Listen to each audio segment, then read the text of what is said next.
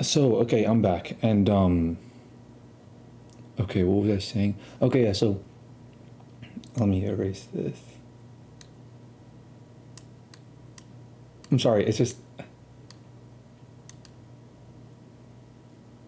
okay. Okay, I shouldn't have done that one, but there's this like big dude in front of me, and this is like Ali Bamani. He's right in front of him, and he's about to get knocked down because this dude starts falling. He trips and starts falling forward. Like his legs go forward. Like you know how when someone's like sitting on the stairs, like he's about to enter that position where he's like sitting basically. And there's a railing right here. But the thing is this door is opening, and this door like is where the girls are coming out of, and there's like girls like that's their hair, right? And there's not a line here; it's just like continued, and they're coming from here and here, and they're going downstairs, and they're like joining us in this line, right? That's what's going on here.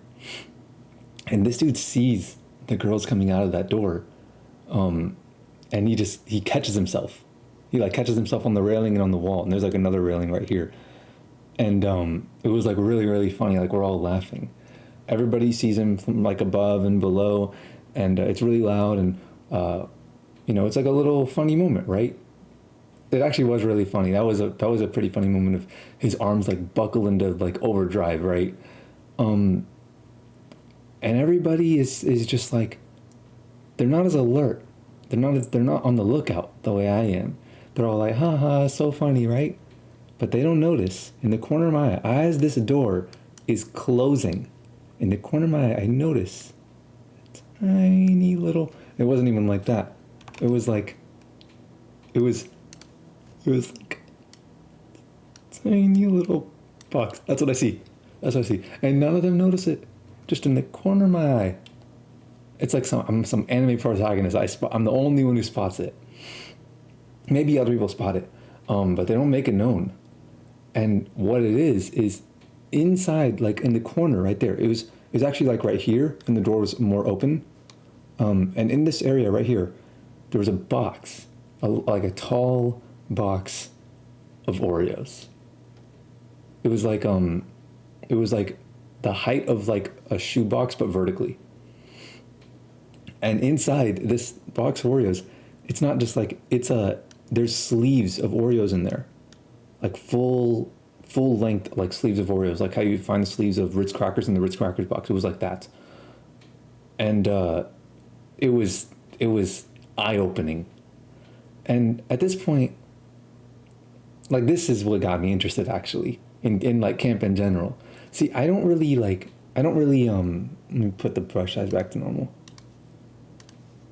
I don't really care about like talking to the girls at camp because I'm not really attracted to brown girls like that. And you'll actually find that's a pretty common thing with other like brown guys, like desi guys, which is like what it's called.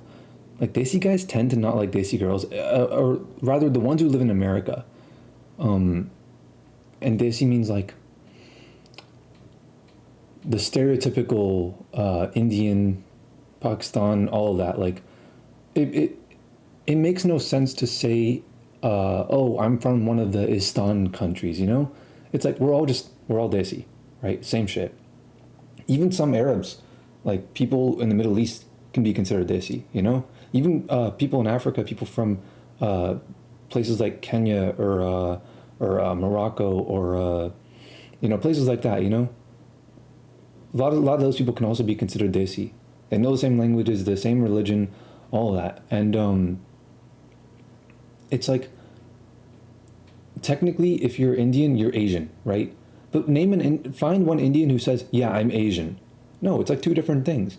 When people think of Asian they think of one thing. When people think of Indian they think of another. And when people think of Pakistan and Afghanistan and Bangladesh and all these other countries, it's all it's like the same aesthetic as Indians. So Desi is how you describe it. There's Asians and there's Desis. And it's like not a very popular, like well-known word, but I think it's gonna pop off soon in America. Like in America, people are gonna know about the word desi. Like pretty soon it'll be mainstream. Just watch. And what I find is that a good chunk, like at least like 50% of the desi guys who live in America, don't like desi girls. especially if their parents are like, Gen 1s, And this was the same for me. I had no reason, like, I grew up with these people, and to me, like, they're just kind of, I don't know. They're kind of not like, I look at these Desi girls as like very little value, you know? Like they don't have much to offer. And they're not all that exciting. They're so predictable in their behavior, They're kind of like sheep. And I'll talk about that another day. Not sheep in the way that you would generally think, but they're sheep in the way that they're all averages. They copy each other. They copy everybody else. They copy Americans. And I'll get into that topic in a different day. But at this point is when I was like, okay, you know what? Maybe I should make friends with a few girls. And I made friends with a couple. Afia was the one who stuck to me like glue, though.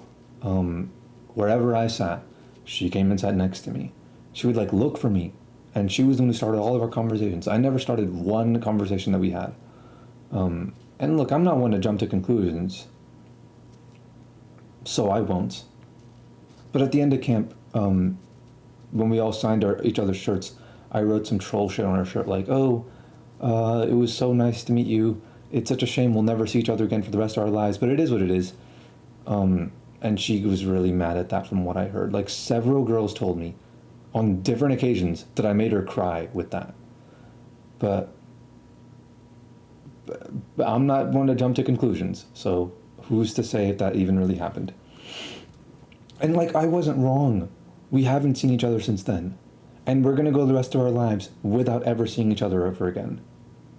But when we were in camp, we had a really nice friendship. Or an alliance is a better word for it.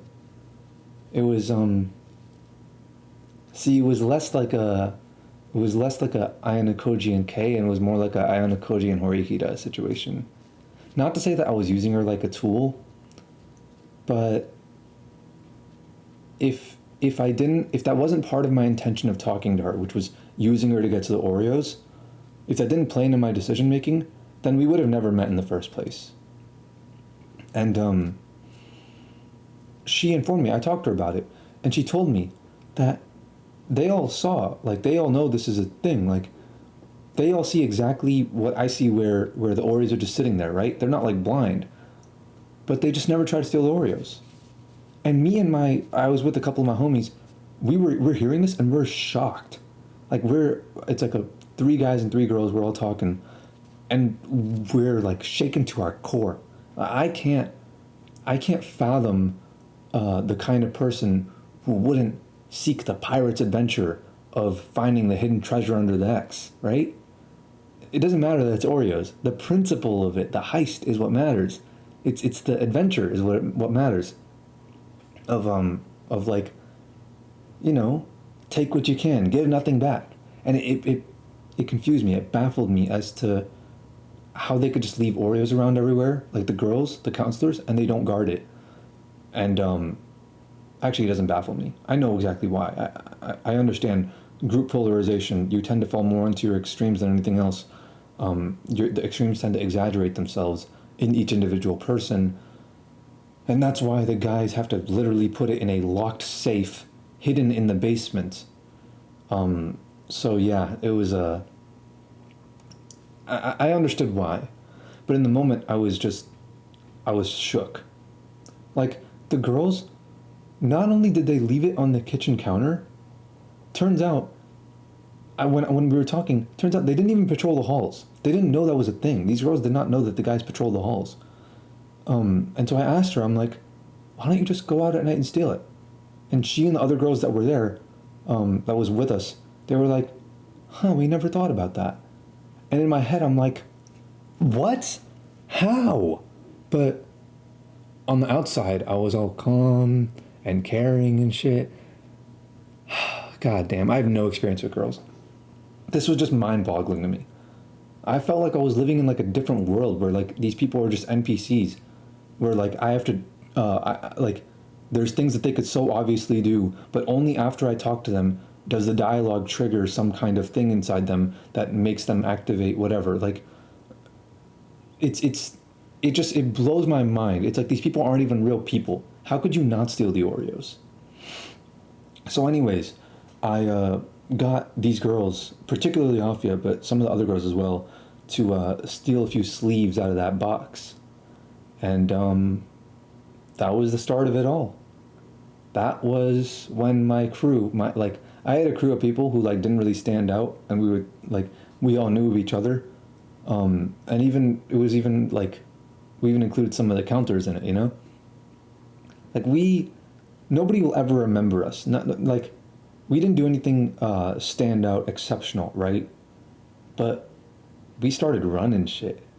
This was the catalyst that made it all happen. We started taking over the entire camp behind the scenes, and nobody could do a thing about it. Nobody even knew what was happening.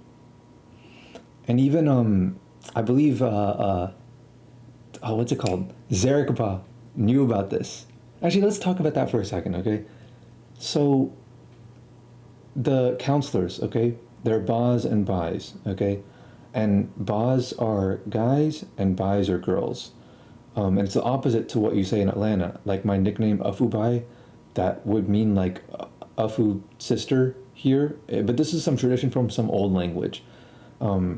Generally, Bai means brother, but in Aluma it's like a totally different, it's a totally isolated thing, and you don't call anyone else that outside of that. It's only in Aluma, and in some other countries, but Bai in Aluma means female counselor, Bhai, and Ba means male counselor, like brother, right?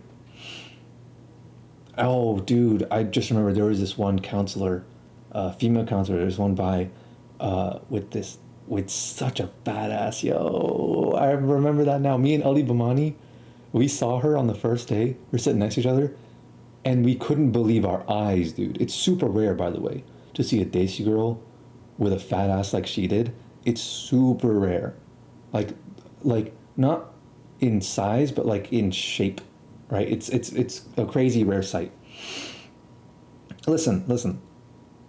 To a bunch of, in the mind of a bunch of 16 and 17-year-old boys, the 21 and 22-year-old girls they make girls our age look like fucking pennies. And even now, I'm 22, so I'm looking at the girls and I'm like, hey, what's happening? You know? But yeah, that was never gonna transpire, obviously.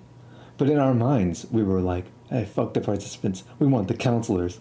It was bad. Actually, the counselors knew. They were, dude, they were 100% aware of what was going on, of what our priorities were. How could they not be?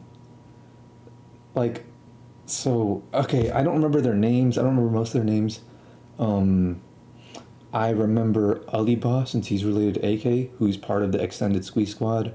I remember Ali Khan Ba, who talked about like cameras and filmmaking and photography and shit. I remember Noreen Bai.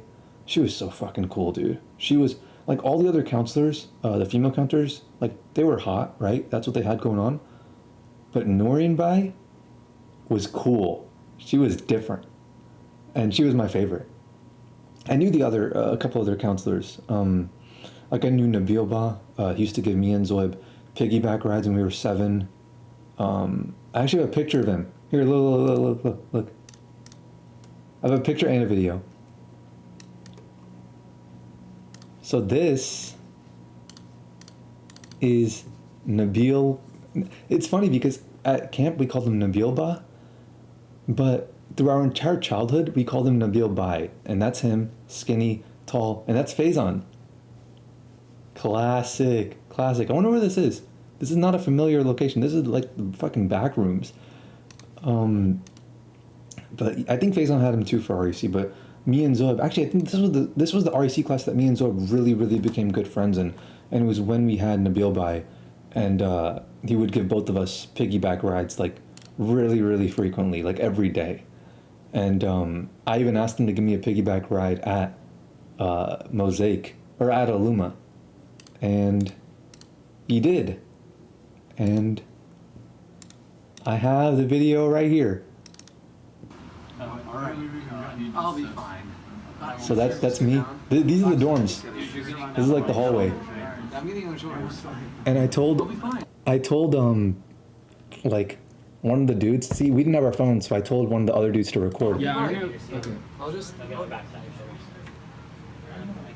He didn't want me to get on his shoulders, cause like I'm older now. You know, I wasn't like 7 years old anymore. Ready? Let's do it. Yeah. So yeah, this is an iconic picture right here. Remember when you were a lot smaller? We could do this. Yeah, I You're remember like that. 8 times my size. 8 times the size. But you got this. You can squat now and stuff, right? Are you ready? You take a picture. Yeah. I don't know why he felt the need to take a picture, but that's him. That's Nabil Ba. That was the last piggyback ride he ever gave us, and probably the last one he will ever give us. I know Zoib's jealous. I know Zoib's seething right now if he's watching, because like he did not get to experience that at that age. Last time he gave Zoib a piggyback ride was like when we were like 8 years old maybe. So, but yeah, that's Nabil Ba. I knew him from way earlier. I knew quite a few of the, like I knew Seher Bai, the girl, like Bai. I'm talking in Aluma terms. Seher Bai, she was actually pretty young.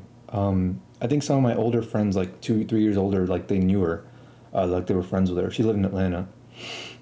I'd like seen her around in Kane. I'd never spoken a word to her, you know. And I didn't know Noreen Bai. She lived in like Texas or something. But it only took 2 minutes for me to realize like she's the coolest counselor here out of the guys and girls. Like she was someone that I could legit like just talk to for hours and hours and hours. We talked about YouTube and rappers and storytelling and music production and video games and so much random shit, dude. Some like philosophy and all this stuff. Like our conversations went deep. And like the only time that our conversations ever actually ended, like we would have so many disagreements, but we just worked through it. And it's like our conversations would never end on our own accord. They would only end when we had to like go back to our dorms or stuff like that. Otherwise, they just kept on going and going and going and going. And she even messaged me like a couple times after camp. In fact, I'll get back to. She like sent me a video. She's like, "Hey, this video kind of reminded me of what you were telling me about," and it's like some like Rap Genius type deconstruction video, whatever. But I'll talk about her later because I know there's a thing I have to mention about her. But just know, throughout the entire camp, I was developing a close personal friendship with her, more than I was with any other counselor. What else? I mentioned Ali Bamani. Me and this dude were doing pull-ups in the showers and doing dips in the classrooms. Actually, I have a picture of him. And I did mention him in the high school stream. We went to the same high school. He used to live in Atlanta. We had some funny moments together, like the time that he basically threw up grapes because he was trying to like wolf them down. We were stealing the grapes basically, so it was one of those moments. It was one of those heist moments, and then he like spit them all over the floor. He's like, this shit has seeds in it, and I've never seen him like when he laughs, when he like truly laughs. It's like a sight to behold. This is him at Peachtree Ridge. I don't know who got this picture. I believe some Asian dude got it. And this is him at Kane, obviously. But yeah, he moved to San Antonio. And he actually got a connecting flight into Atlanta for Aluma, so I saw him there on the same flight as me. In a way, for some people, I was partially a replacement for him when he moved. And you can't just like replace someone, right? It was only a very tiny percentage of a replacement for him. And of course, I can't replicate how he was. But I did play a bit of that role for some people. The thing is like he had a lot of close friends and they really, really wanted to see him. And they'd look forward to whenever he'd come back to Atlanta. But they didn't get to see him because they didn't go to Aluma. And I messaged those people and I'm like, hey, look, he's on my plane. I'm linking up with him. And actually, let me tell you a story about this dude. So this is a story that will encapsulate and perfectly summarize Ali Bamani's entire being, okay? So this is at Ummah. And keep in mind, there's still college students around doing like summer classes and stuff. And in the bathrooms, above our sink, there is a condom dispenser. And I believe the girls had one too. But it took $1 and it would dispense a condom for $1. And we obviously didn't get any money. Some people brought money, but they took it, they put it in envelopes, they put it in our like plastic bags into the safe to give us after camp. And this dude, Ali Bamani, decided he would make it his mission. He formed a fucking like condom coalition or some shit. To where like we would all keep like on the lookout for coins or dollar bills or something, so that we could buy a condom, you know? Not even to use, just by the principle of it. So over the course of like 2 fucking weeks, we find enough coins, like enough spare pennies, to where we go and we ask these like random college students, which we're not even allowed to be talking to college students to begin with. But we go to them, like eventually we trade with them for higher and higher denominations, to where we finally, we ask them like, hey bro, can you trade me like these pennies for a nickel and all that? And we work our way up till we finally get 4 quarters. And this dude, Ali Bamani, right here, he's a player, dude. I got stories about him. He's an actual player. He does the honors, and we're all standing there, and it's like me and like 20 other guys or so in silence. This shit feels like a damn movie. Actually, it was like 10 guys, but you can feel everyone's like anxiety. Like you can hear the heartbeats. We feel like it's like this dude's defusing a bomb, right? That's what it feels like. So he puts the 4 quarters in. He turns the thing. A condom drops out in his hand. He puts it in the air, and we're all like fucking cheering, like, hey, like we won a war, and like Ali's our war hero, and we like hoist him up in the air.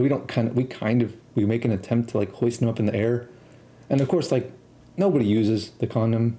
Like our dorms are literally a mile away from the girls, actually a mile away, and like okay, that wouldn't stop us if we were determined enough, but you know the staff also had cars, so.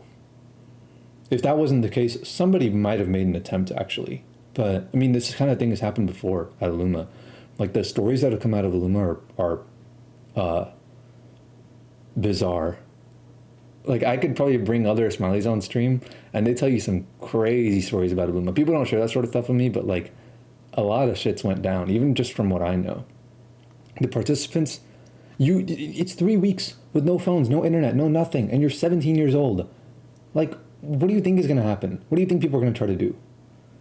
Actually, there's not even it's no tech at all. Like, that's the whole theme of camp. It's literally, we did find radios, actually, in the basement. So we put them in our rooms, me and, like, 2 other people.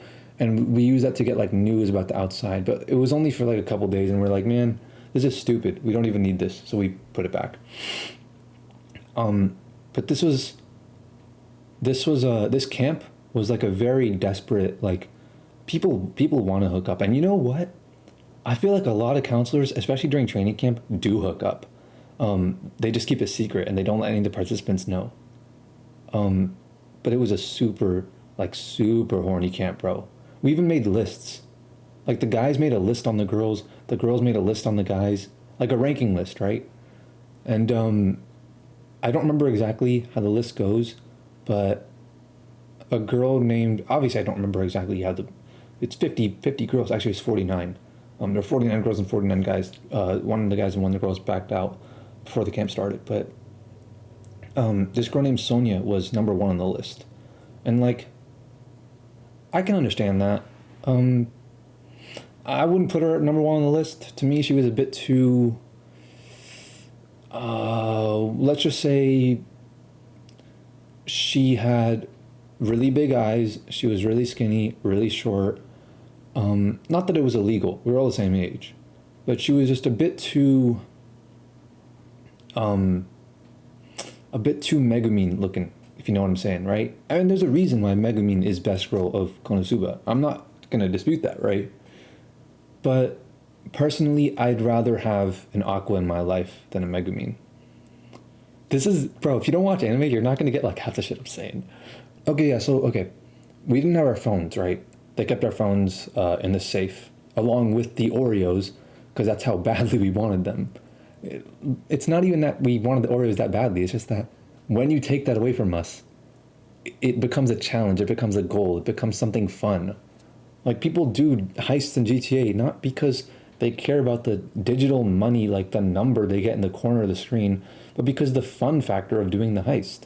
But yeah, that like the whole of being without your phone is kind of like that's the theme of that's the appeal of the camp. Like that's what makes it so fun. That's what everybody enjoys it so much for. Now people who like the kids who have never experienced life without their phones, they won't understand what this is like, but the idea of having to be bored when you're in a situation where if you want to do something you can't just escape your boredom by going on your phone, like it forces you to do something, to like engage in something interesting. I can't describe it to the Zoomers. They simply wouldn't understand unless they've experienced it. And I'm a Zoomer too, but like not really. Like if you want to be technical about the age, I'm Gen Z, but behavior wise, I'm not really a part of that. I'm like a boomer at heart. Oh, and it was like we didn't.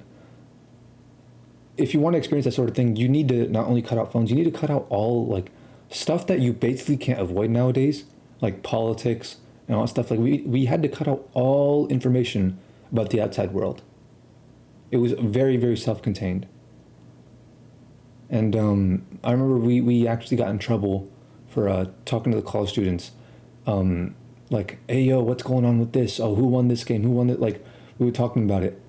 And I remember they, like, changed this up because they didn't used to do this, but they realized, like, these, like, we have very shit attention spans and, like, maybe give us a little something, you know? So I remember, like, 2 times throughout the entire camp, there were 2 times where we got updates on, like, what's going on in the world, where it would be, like, during lunch, we'd all be sitting, eating in, like, giant dining hall, and one of the, like, main staff members or whatever would, like, get up and they'd announce, oh, dude, one of the, like, the lead of the camp was actually, like, my REC teacher. No, not my REC teacher. Something like that. Like, the REC principal or something. And, like, I knew her beforehand. And I left a bad impression on her. She knew I was like a undersea mischief maker, you know? But she, like, stood up one day. She's like, okay, we got news from the outside. And everyone's silent. We're like, wait, and she, like, tells us that Beyonce had a baby or some shit.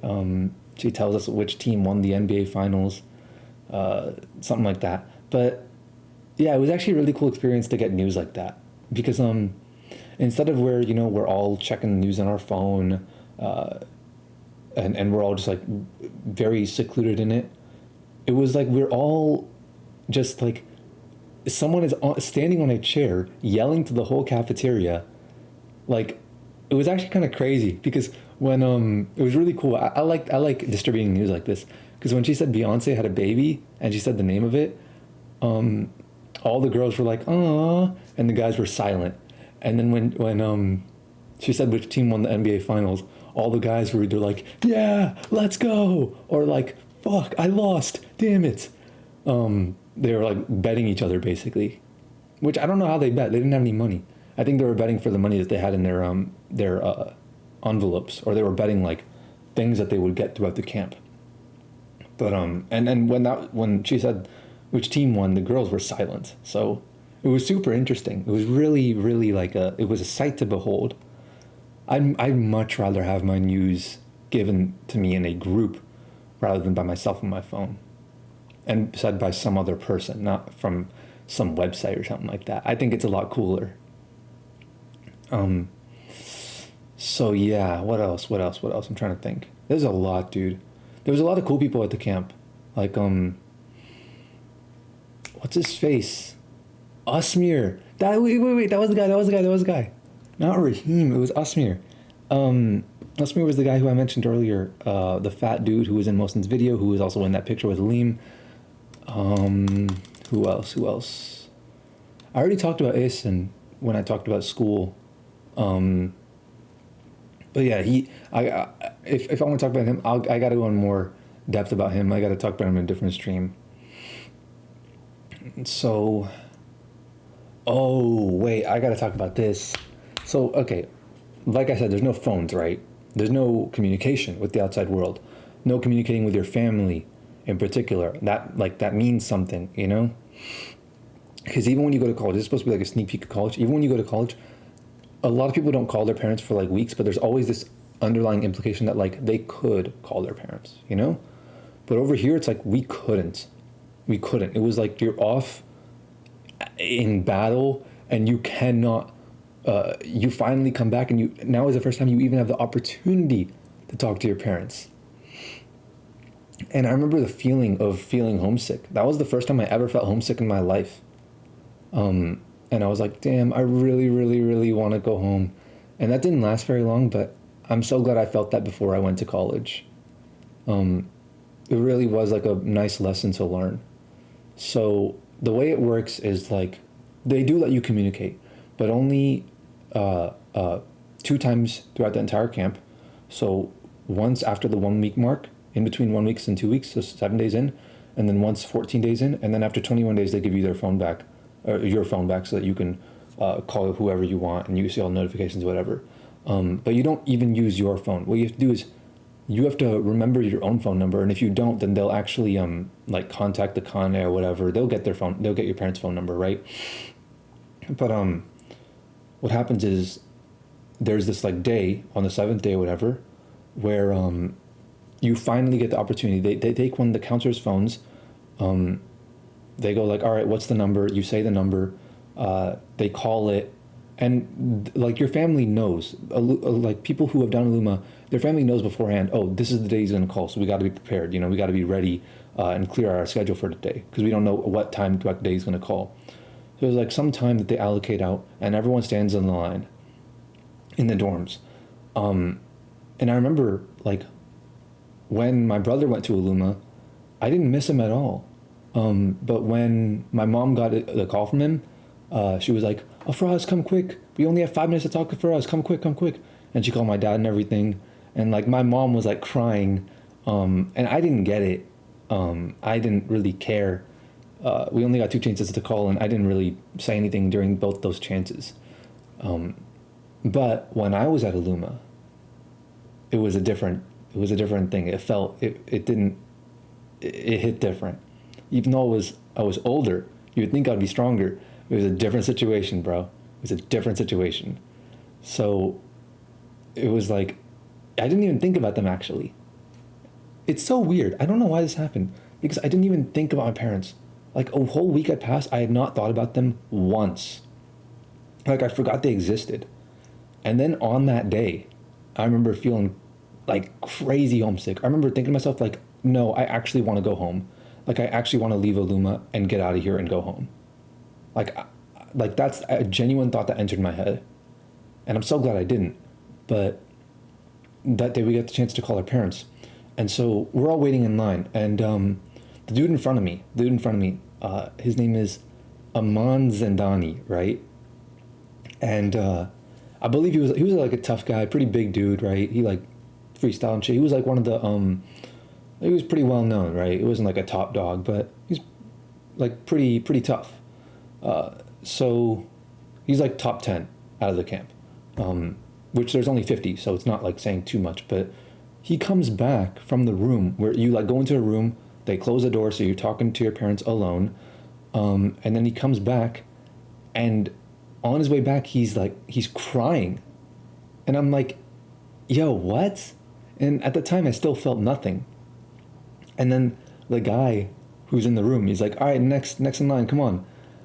And all of a sudden, out of nowhere, it just hit me. And I felt like crying right there. Like right at the spot, in the spot, like nothing was provoked. I just felt like crying. I literally went from, it happened in a second. Like a blink of an eye, I went from not caring at all, like, I don't even want to call my parents. It's a waste of time. It'll ruin the immersion that I'm in right now.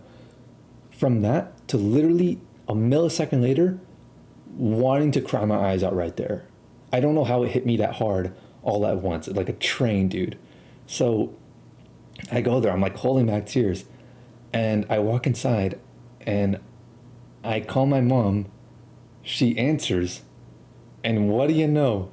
She's crying the whole call, and so am I. I couldn't control it. I don't know why. I couldn't. I cried the entire 5 minutes that I had to call my mom and dad. My dad showed up like a minute or two into the call. I don't think, no, my brother wasn't there. I think she tried to add him, but he like wasn't picking up. Holy shit, dude. I lost so much water during those 5 minutes. That was actually crazy when I think about it. That was probably the most I cried like in a condensed 5 minute period. But yeah, from what I hear, this happens when people move out, they go to college, and it's like a one-time thing and they get past it.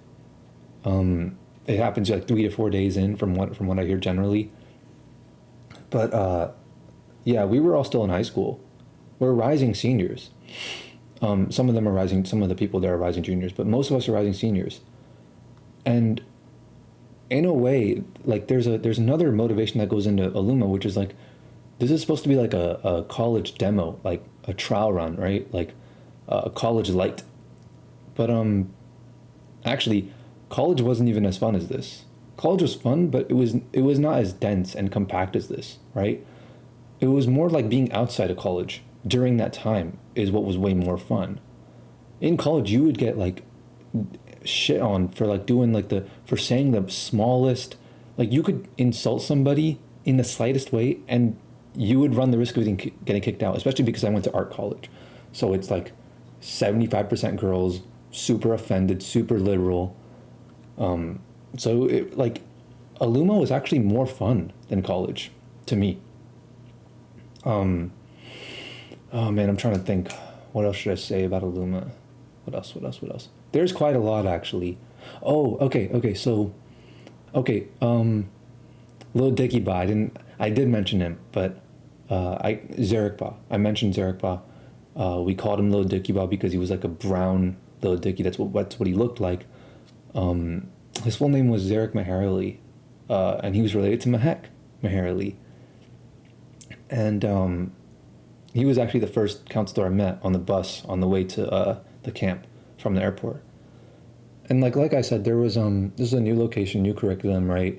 This is the first time they were doing like half the shit, so we had a lot of freedom.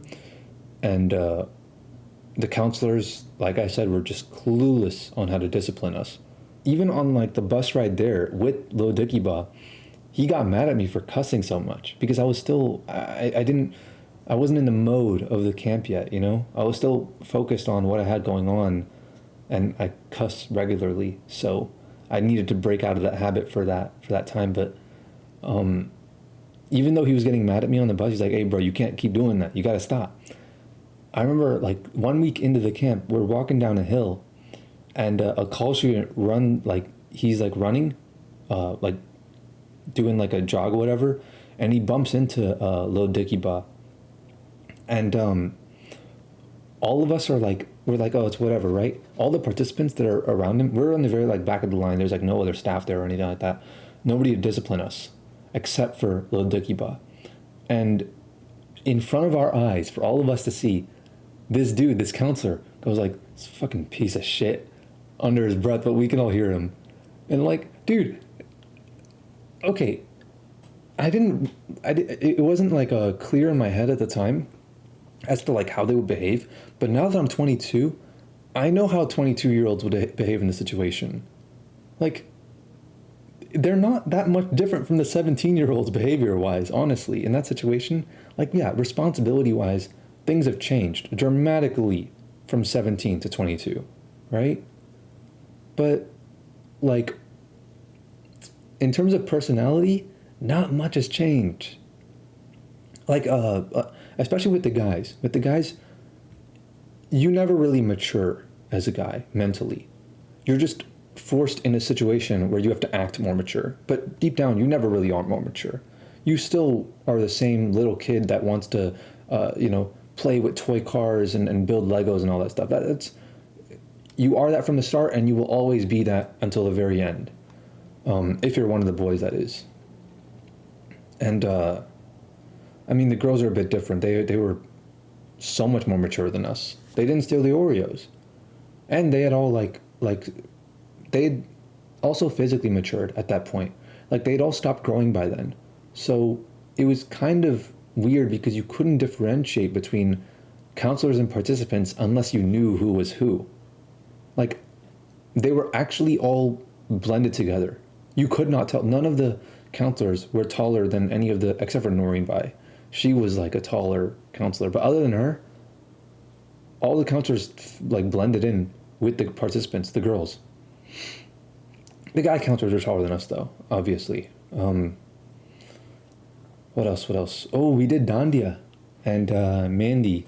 Actually, I still have the Dandia stick from that. And if you guys, Mandy is you guys know what it is. It's henna. That's what it is. Henna tattoos. They're not tattoos, but I mean maybe technically they are, because they get into your skin the same way I think. But we did that. That's what we did. They don't kill certain cells. They don't force certain bacteria to respond in certain ways, which forces them to be permanent. But I think they get into your skin in a very similar fashion. And the thing is like with Ismailis and Muslims in general, and like Indians and all this stuff, henna is a very common thing that people do very often, or rather just Desis. Desis do it a lot. And now it's become popular in the States. But like, it's usually in our like culture, usually only girls do henna. Guys don't do it. Sometimes when they're like really little, they'll try it out one time. Like their mom will be like, here, let me put henna on your hand. But that's really it. The guys don't ever do henna when they're older or anything like that. And it's crazy because like, I'm so good with henna. Like I have a fucking gift, bro. Here, look. I'm actually like gifted with henna. Like I know what the hell to do, bro.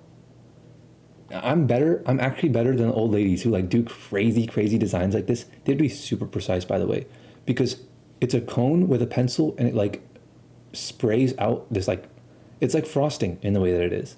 It's like you're applying frosting to a cake. And anyone who's applied frosting to a cake knows there's no erasing it. There's no erasing. The moment it shows up on there, and you have to make like very thin lines and all this stuff. So be very, very precise. See, you won't find any dudes' hands on here. It's a female thing, generally. But there's a lot of complex designs, and girls spend hours doing this. Where like, especially if when girls get married, they do it to their whole arm. They do it like this, the whole thing. This is black henna, so nobody does this. Nobody does black henna anymore. It's not good for your health. Like this is not. You shouldn't do that. Just a word of advice. You want henna to look, if you were to choose between it looking like this, which this looks like trash, versus this, you'd rather it look like this. But ideally, this is what you want. And this is, look at all the bangles. Like, she's getting married. She's probably getting married. Yeah, look at the dress. So she's getting married. And this is like how, I've never seen that before, but it's super, super intricate. And I'm a beast with henna, dude. I'm incredible. Like my henna skills are next fucking level, dude. That's pretty cool. And you'll notice that nobody will have the same two designs. Every single design is unique, all of them. They'll generally have very similar styles and patterns. Like this is a very common thing you find all across, like this, the flower petals, like this. And a lot of times like the more quirky, oh, yeah. So, okay, you will see a couple guys then, I guess. But a lot of times the more quirky people will, like, shift the flower petals, like, ooh, let's point it like that. But, like, there's certain design principles that people will have when doing henna. I don't follow any of them, though. But, yeah, I literally used to put henna on my arm every year. And my mom saw me do it, and she saw me, like, draw, like, a dragon and, like, a super complex flower, like a rose, and like the goddamn cover for Legend of Zelda Ocarina of Time with like crazy pinpoint accuracy. And for a few years, my mom like realized this, and she didn't go to the old ladies, she didn't go to the aunties to have her mehndi done. She came to me for it, and I put like, I only put like a little bit of mehndi on her every year, like only like small designs here and there. I'm sure I got pictures. I'll have to look for it, but I'll show that a different day. But when I was at camp, I only did like a little bit of Mandy for myself, which like the guys were allowed to do, and like a few more guys actually did do it at camp because it's like, hey, might as well, you know, got nothing else to do during this time, during this like 1 hour where these girls are doing this, and we had the cones for it. So, but I didn't want to draw too much attention to myself, and I didn't want people to see my arm. So what I did is, I wrote ATL ho in a giant font on the inside of my arm. So even though I'm saying giant font, it was giant font, but I was pretty slick at hiding it, and all the participants knew. But I was able to hide it for like 2 whole days from the counselors, just by like being confident. And the thing is when it shows up, when it's on your arm, with like, if you have like generally darker color skin, Mandy, I don't know what kind of Mandy they're using here, but like it shows up really, really bright, or not, it shows up like really contrasted on your palms, and then it shows up like less contrasted on the back of your hand, and then it shows up less contrasted on the inside of your arm, and then less on the outside of your arm, and then less everywhere else. So if you want to have the best designs, you put it on your palm, but it's like classic to do it on the back of your hand. That's like where everybody does it. But if you see a picture, this is with the Mandy still on. Look, yeah, look. So this is with it dried, right? It shows up so much darker than it does over here. See that? So because my skin is darker than this, I was able to just walk naturally with my arms to my side, and they wouldn't notice it because of my confidence. They'd be looking at my face, not my arms, not the inside of my arms. So I actually was pretty slick with it. As slick as can be, pretty much. But I mean, like, it only lasted 2 days. And then they made me wrap it up. They were like, oh, what the hell is this? And by the way, henna stays in your skin for like, 4 weeks or so, depending on how much you wash it. You can wash it as much as you want. The smallest amount of time it will stay in your skin, the quickest you can get it out is like, I don't know, 3 weeks. That's like the earliest you can get it out, no matter how quickly you wash it. So it lasted for like another 1 to 2 weeks after I got out of camp. It doesn't matter, like you can wash, scrub, dry, you can try, there's so many different methods that people have tried, and it only marginally works, but it will stay in your skin. I've had henna actually stay on my skin for it like embedded deep within it for like a month and a half. So yeah, my dumbass didn't realize I was going back to Atlanta with ATL ho written on my hand. I should have thought that one through a bit better. My parents found out, but they didn't care. I mean, what are they gonna do, right? I argue with them and I win. I justify my positions of why I do everything. What else? There was this one dude who was dressed like a pistachio one day, and it was not intentional. What it was, he wore a beige suit jacket and like a light green t-shirt inside, which is like, that's a terrible combination. You should just know beforehand, even though it seems totally natural. And it looked totally fine. But this one dude was like, hey, this dude looks like a pistachio. And from that day we called him Pista, which means pistachio in some language that I understand, but I'm not sure what the name of it is. It could be one of 3 languages, honestly, or all 3. But yeah, we did a lot of fun shit at that camp. We did swimming, basketball, dancing, yoga. Yoga fucking sucks, dude. It's painful, dude. Especially if you're not flexible. Which, surprise, surprise, I'm not. I remember the dude slipping and falling into the pool and almost like cracking his skull in the process.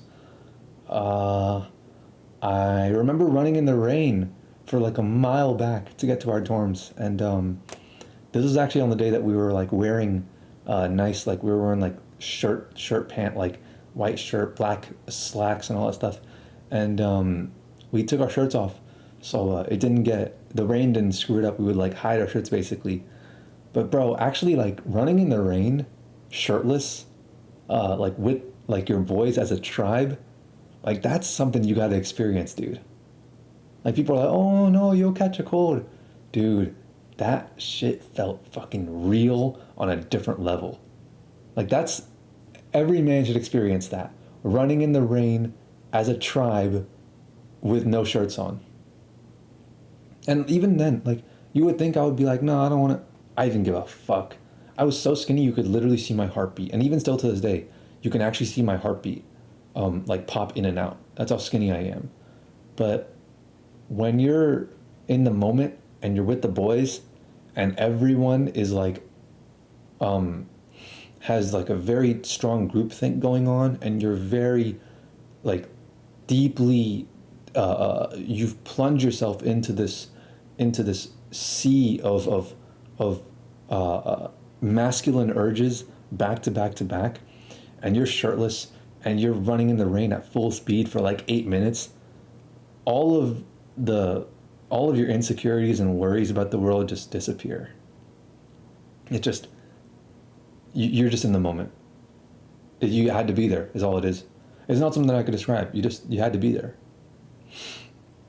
People on TikTok are like, oh, that shit hits different, this hits different, that hits different. And they show something like mundane that people do on a daily basis, like, oh, McDonald's Sprite hits different. Oh, no, it fucking doesn't. This hits different, bro. This hits different. Because everyone can go to McDonald's, and like it's not like a McDonald's Sprite hits different. It's McDonald's Sprite is different. They have different ratios of syrup to carbonation. It's not pre-mixed. They just pour it in directly with the water and all that stuff. It's it literally is different. And they pour in a much stronger concentrated sugar syrup because they put in a lot of ice and they know the ice will dilute it over time. So it's only the first few sips of McDonald's Sprite that's different. But it's like people talk about the most mundane things. Like, oh, bro, this hits different. And it's always cringe as fuck whenever I see it because it's like, nah, that hits the same. You can go there every day and get the same thing. This hits different. Ah, man. There's things like this that make you feel like you're just living in an alternate reality. Like things that are like, man, this is what the human experience is, right? This is what it's meant to be. And running shirtless in the rain with a pitch black sky with 50 other dudes who are also shirtless for a mile nonstop at full speed. Yeah, that hit different. That was like we didn't run back to our dorms every day. It was like a pretty long walk actually. And even in general, it was just a lot of walking. It was like I'd say we walked something in between like 5 to 8 miles a day, every day, just like going back and forth. Meanwhile, the girls' dorms were right next to the hub of everything else. So yeah, they didn't get the tradition of everyone slapping the pole in the center of the brick path. There's like this like stump thing, and the counselors told us it was tradition that everyone touches it on like the way to their dorms, right? That like people in the college do that as well. It's like a college tradition. But by the end of the camp, after talking to the participants and talking to the college students, the counselors actually revealed at the end of the camp, oh, it's not tradition at all to touch that like the stone thing in the center. It's tradition for the participants to piss on it. Not for the students, for college students to piss on it. That was a college tradition. And the counselors trolled us by saying it's tradition to touch it every time. And we all did that every time. Honestly, being 22 now, I can't be mad at them. I get it. They were trolling. They do a little trolling is all. They were just participants. There were staff, and there were participants who called themselves counselors, and there were participants who called themselves participants. They were participants with more freedom and more time to prepare. That's all they were. And the girls also didn't get to experience catching fireflies because the main area where the fireflies like congregated was on our path back to the dorms. And not a day went by at that camp where I didn't catch a firefly. I got really good at it. You can't move your hand too fast, by the way. You move your hand too fast, you'll kill the fly. And they'll still light up for like a few more seconds, but actually, even if you move your hand way too fast, the wind generated by your hand will push them away. You just got to grab them when they get close in one fell swoop with like the slicing part of your hand, basically, so that it's very thin, so you don't displace too much air. And you don't go too fast because timing beats speed and precision beats power. Conor McGregor. So, yeah, and it's my advice to anyone who actually wants to catch fireflies: don't reach out for them.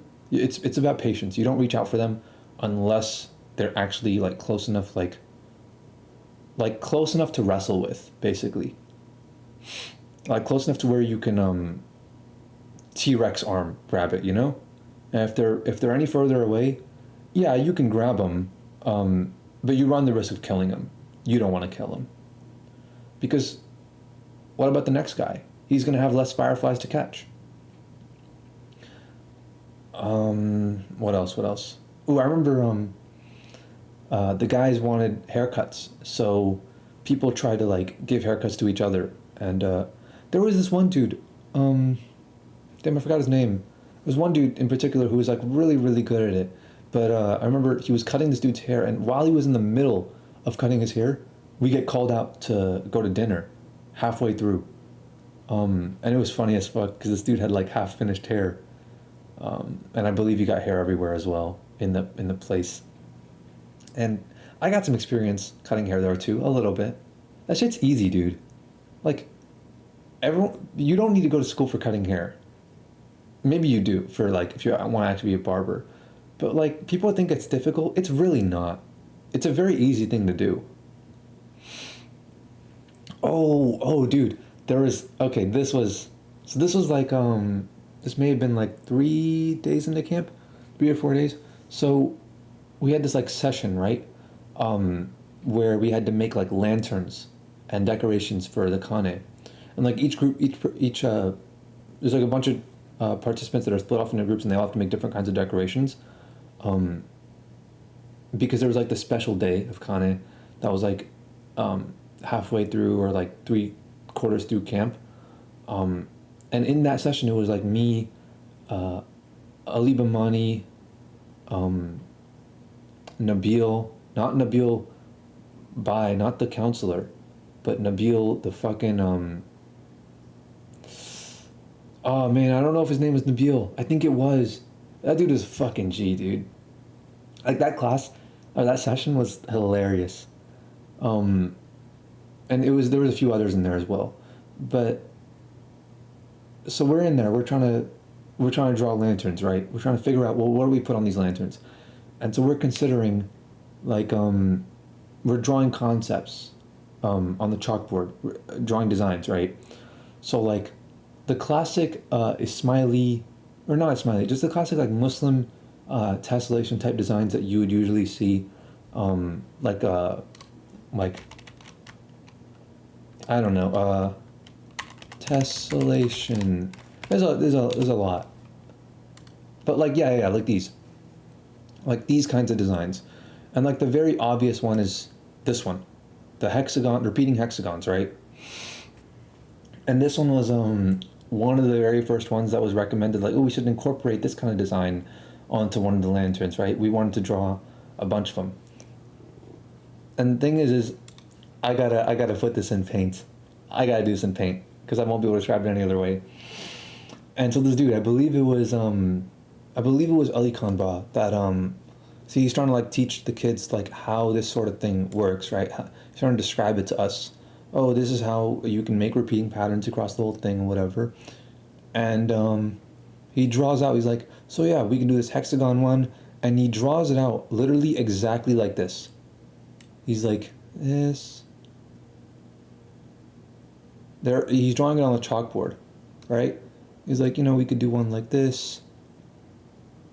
And he's trying to explain to us the like how tessellations work. And he's like, this. And that's how he draws it. That's how it's drawn on the chalkboard. And he's doing this with 100% clean intentions. And so me, Ali, and Nabil notice this, and we're like laughing our asses off, dude. And see, it's like it's tough to explain to the Zoomers why this is actually so funny, because like it's funny, right? But it's like when you're with the boys and you aren't on your phones all day, right? When your threshold for something that's funny gets lowered, and you feel the need to laugh, the stupidest things become like really, really funny, like way funnier than they would normally be. Because like this would be like a little chuckle, like, that's funny. But in the moment at the camp, this was like the funniest thing we had ever experienced in our lives at that moment. And the funniest part of this whole thing actually was not the fact that they drew this. It was the fact that like the counselors at the front, like Ali Khanba and like this other girl or whatever, like, what's so funny? Like, why are you guys laughing so much? And we're laughing so hard. Like, all of us are like laughing uncontrollably. And we couldn't tell the counselors. And they're like, did we draw something funny? And they're looking around, they can't find it. They have no clue. Like, they're blind. They're blind. And nobody else saw it too. And after like 20 minutes of laughing and them just being blind as shit, Ali is like, hey, stop this. Like, Ali's actually trying to get us to stop, like, because the thing is, Ali, as mischievous as he is, I'm more of that. Like, I'm that taken to its fullest. I'm a walking shitpost. I am what Call Me Carson would have been if he never got canceled. So Ali's like, okay, stop this. Enough is enough. We have to move on from this. This is stupid, immature, childish. Let's move on. So Ali's like, hey, can you guys draw some more hexagons connected to the thing? And you know what the dude draws? The dude goes, all right, cool, I'll do it. And he draws this. And that's what he draws. And at this point, we're losing our minds, bro. He wanted to get rid of it. Ali wanted to get rid of it. And as childish as we were, Ali was the most mature out of all of us. Me and Nabil were like, oh, there's no need. We get the point. We get how the repetition works. And Ali was just like, no, I don't get it. Fill it out some more. He does it to get rid of the dick shape, but it makes it worse. It totally backfires. Man, I gotta ask Ali about this. Like, what was he thinking by doing this? Because, like, come on. They don't notice. We notice. Let's have our fun, you know? Why tell them to fix it up? But yeah, all he did was just make it slightly longer and taller and give it a bit of a curve. So, yeah, that totally backfired. Not only was it a dick resembling shape, it was an erect dick resembling shape. So, yeah, at this point we couldn't stop laughing. And then at this point, like, the dumbest shit just, like, they were drawn and they were like, okay, so let's put like this thing here, and then let's put like a circle here, and they're continuing the drawing on a different part of the chalkboard, and then we'll put like two of these kinds of lanterns, and they're about to draw this. We'll make two of these kinds of lanterns. So they put like X2, and then we're laughing. We're like, hey, X2. We're like losing our minds over X2. I don't know why we thought X2 was so funny. But it was just like, all they were doing was just brainstorming drawings for lanterns. But we were so immersed in the laughter that it made like, dude, when he wrote X2, I fell over because of how funny it was. I don't know why. It's stupid. But that's how it is when you don't have your phones. That's how it is when you have no technology and you're forced to be in the moment. Everything just becomes so much funnier. The life just becomes better. The world becomes more colorful. That's what happens. And that's how it was at Ummah. Mundane things were really, really funny. And this was why. You had to be there to understand. Oh, wait. This was it, dude. This was it. Okay. So, I mentioned earlier that I changed the meta of Mosaic, right? I also changed the meta of Ummah. You see, a lot of people form traditions here and there, and traditions are formed over the years by counters or participants deciding to do something. And a lot of times it's unintentional. But the traditions continue on. And I started a tradition that continued on. And it's like, that's a super rare thing to do. I think I was the only participant in my entire camp to do something, to start a tradition that continued on. There may have been one more, but only one after that. Maybe, if that. This has never been done before in Ummah. I was the first person to make this happen, and now this happens every year. So there's a thing called formal night, okay? Man, that's crazy. I forgot about this. So we were taught one day throughout the camp, like, oh, here's how fancy tables work. Here's how you set the tables and what each piece of the silverware is used for and all that stuff. And it seemed like totally unrelated. Like, what the hell are they doing? I mean, they tell us what to bring to the camp, and they told us, okay, bring like a nice like suit or tuxedo or something like that, right? But like we don't know what is for what, right? So this did not seem to. This was just like some random skill that we learned because we did so many sessions of just learning like totally random arbitrary skills. So we just thought like, okay, this is just some random thing that we're learning, just a cool little skill to have, just in case. Maybe if we're at some nice high society event, we could tell people how we could start conversation by like, hey, I know how all this stuff works because we did it in summer camp, Maybe that's what they're doing it. But we learned how to do all this stuff, like all the fancy stuff. And near the end of the camp, it was like the fourth or third to last day in the camp, something like that. They tell us to wear our suits when we go to dinner, when we go to the cafeteria. And instead of going to the normal cafeteria, we go down these stair steps. Let me look it up actually. Kenyon College. It's in Gambier, Ohio. Images. Yeah, it's a pretty large campus actually. It's a lot of open space. Let me see something I recognize. Oh wait. The pathway. This is it. This is the pathway we walk on. And there would be fireflies all over the place. And we walk on the path and I'd go, let me catch a firefly real quick. Oh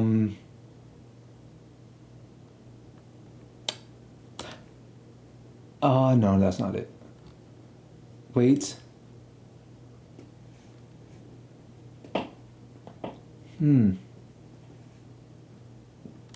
What the?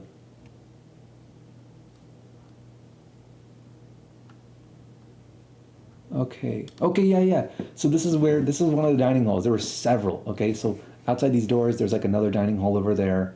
And this is where the lady stood up and we're all sitting at these tables, all these like round tables. This is where the lady stood up and gave us the news that day. Let me look up cafeteria. That's what I was looking for. So this was another dining hall, and on the left you can leave, like there's where you can go get the food. You can go get the food from out there.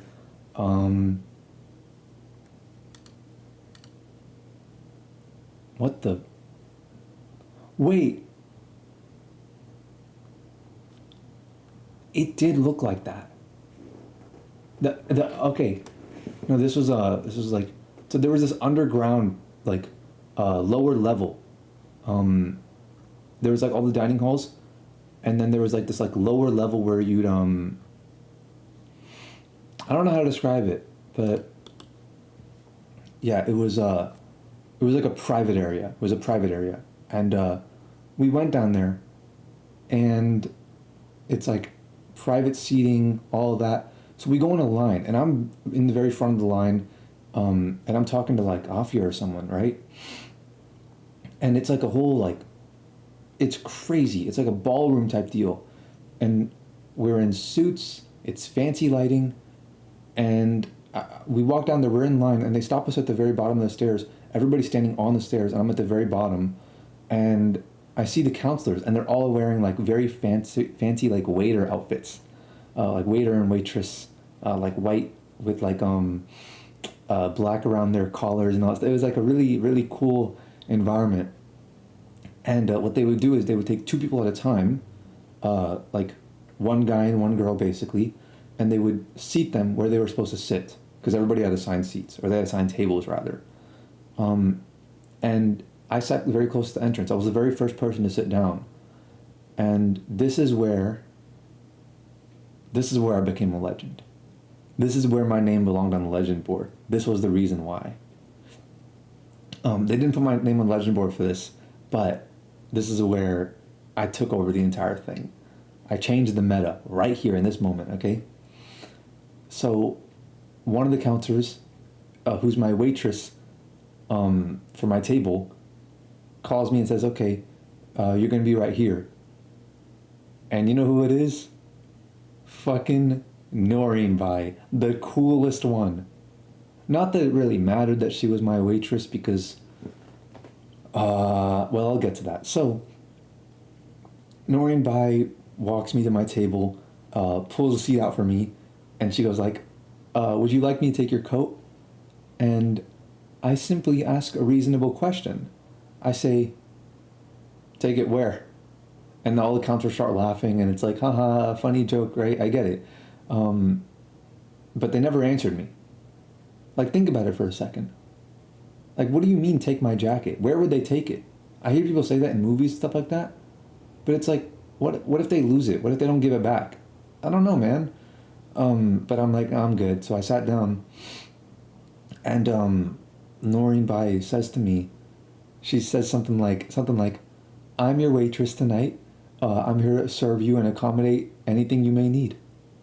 And in pure Disney Channel fashion, in pure like Sweet Life of Zack and Cody energy fashion, I go, anything?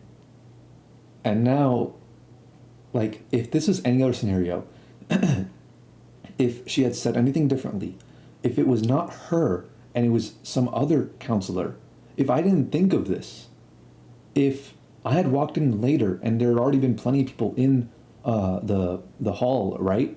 If anything else would have been different, this wouldn't have happened. But I go, anything? And the thing is that she's so cool. This wouldn't have happened with any other counselor. I'm so glad I had her as my waitress, because she's too cool to back down. And she goes like, yes, anything, and she plays along. And immediately I go, all right, 10 push-ups right now. And she played along, and she did girl push-ups, but but like she did it. So that was like, it wasn't even like a difficult thing for me to think of. It wasn't like I really put all that much. It wasn't like I knew I was changing the meta. I was just having fun. I was just playing with her. Me and Noreen had this like little dynamic, you know, where we could like play. We could like push each other a little bit, you know. And that's all I was doing. I was just doing what I normally did, behaving as I normally would with Noreen. I didn't know what I was doing though, and I started this whole trend, single-handedly. Nobody else.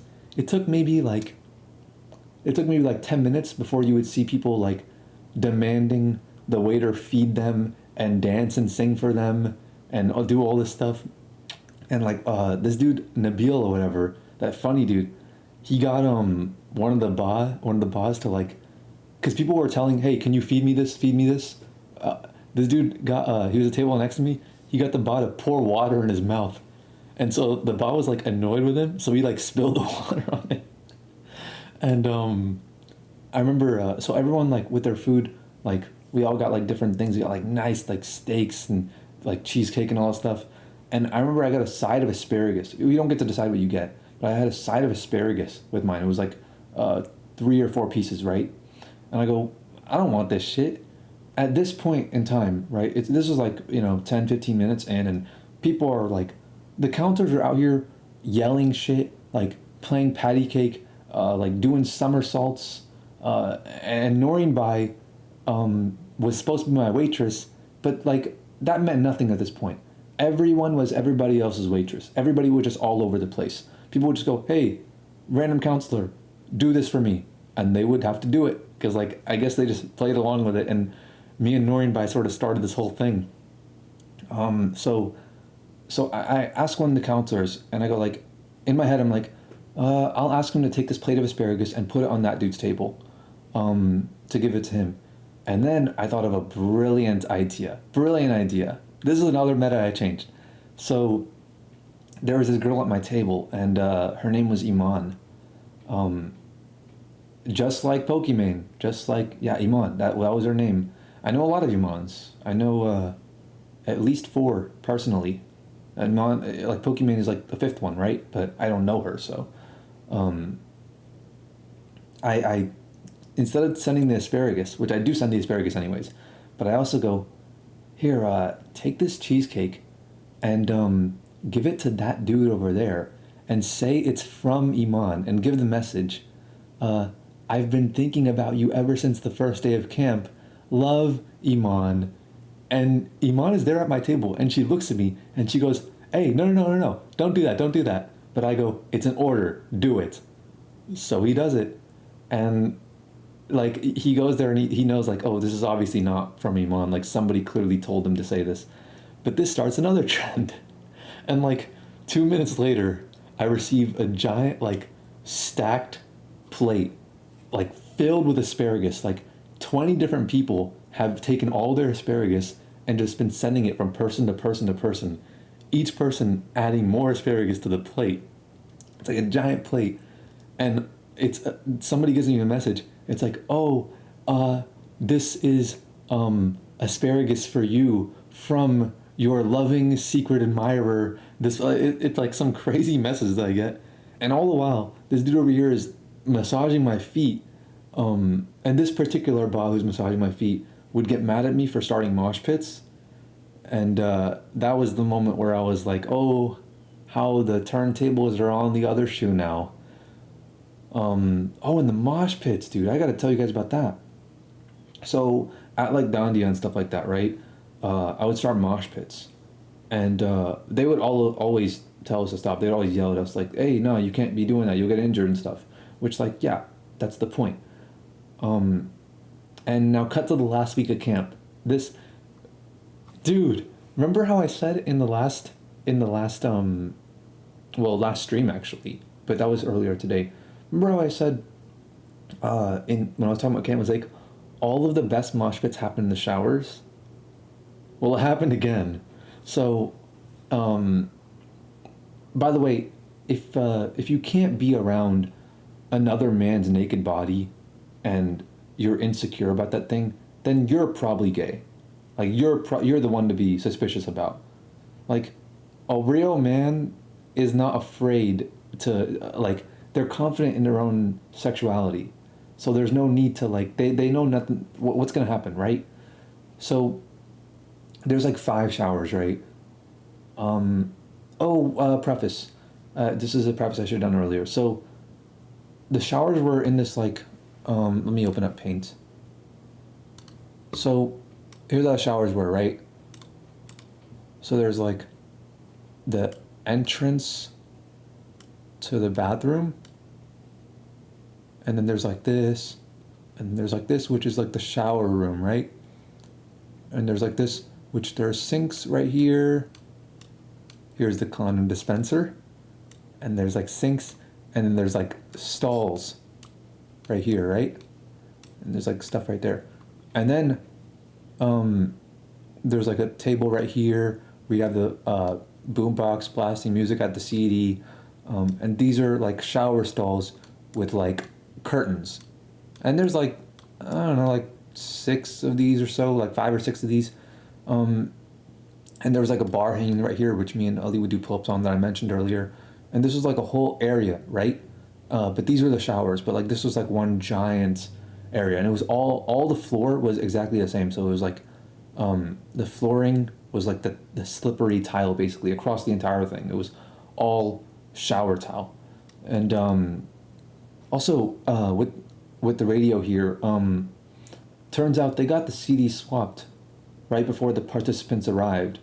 So I don't know who did it, but the girls got a lot of like I remember hearing from them, it would play music like Waka Flocka and like Amplifier and shit like that.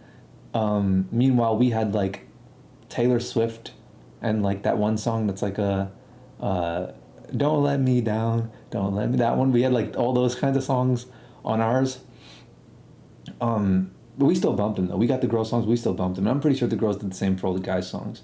But there was one song in particular that was just so perfectly crafted to be a pop song. It was so catchy yet so annoying, and it would just stick in your head. And the lyrics are so easy to learn. It's like such a like a geniusly made song if you think about it. Like it's not like a beautiful work of art of a song, but it's just such a like, oh man, it's incredible. And it's Shake It Off by Taylor Swift. It's masterfully crafted to be like the pop song. And I don't want to play it because of copyright, but I remember at this point it was like near the end of camp, and there's like, I'm in like the shower right here, and there's people in all these showers, and there's like 4 people in line like waiting for us to be done with it, for a person to come out so the next person can go back in, right? And while this happens, Shake It Off comes on in the radio, or not in the radio, it was like a boombox, and it was a CD. And I don't know why Shake It Off kept on like, I don't know why it played so often. Maybe it didn't play so often. Maybe all the songs were on shuffle and they were playing as often as but like Shake It Off felt like it was being played more often than the other songs, probably because of how perfectly crafted it is to be catchy and stick in your head. Even though it's not like a super enjoyable song, it sticks in your head, dude. Like you'll never, I know exactly how that song goes. Like by the end of by this point, we had all heard the song so many times that everybody knew all the lyrics to it. This is actually a brilliant strategy. Whoever switches CDs, good for you. You also deserve some of the money that went to Ummah, only for that camp though, not for the remainder of the traditions. And I deserve some of the money as well for starting the tradition of the formal room, the formal day stuff. But when this song came on, I don't know what the hell it was about it, but all of us in here were like telepathically, we couldn't even see each other, but we all hop out the showers at like the same time, and we're all like on the same frequency. Like in our minds, we just communicate telepathically. We're like, hey, you know what? Fuck these showers. Mosh pit time. Because none of the other counselors were here. This is only participants. And so we turn up the volume all the way. We're blasting this shit. And it's like 8 to 10 people total. And as the song progresses, it just gets crazier and crazier and crazier. It was like a different kind of mosh pit. It wasn't a mosh pit where like everyone goes all in the beginning. But it was a mosh pit that slowly progressed and got bigger and bigger. So at first we start taking like the soap bottles or soap bars and like the shampoo bottles, and we start like chucking them at each other and like spraying them at each other. And then we take the shower heads and start like pointing them in the air above us, like make it look like it's raining and stuff like that. And then we decided to just completely abandon our safety.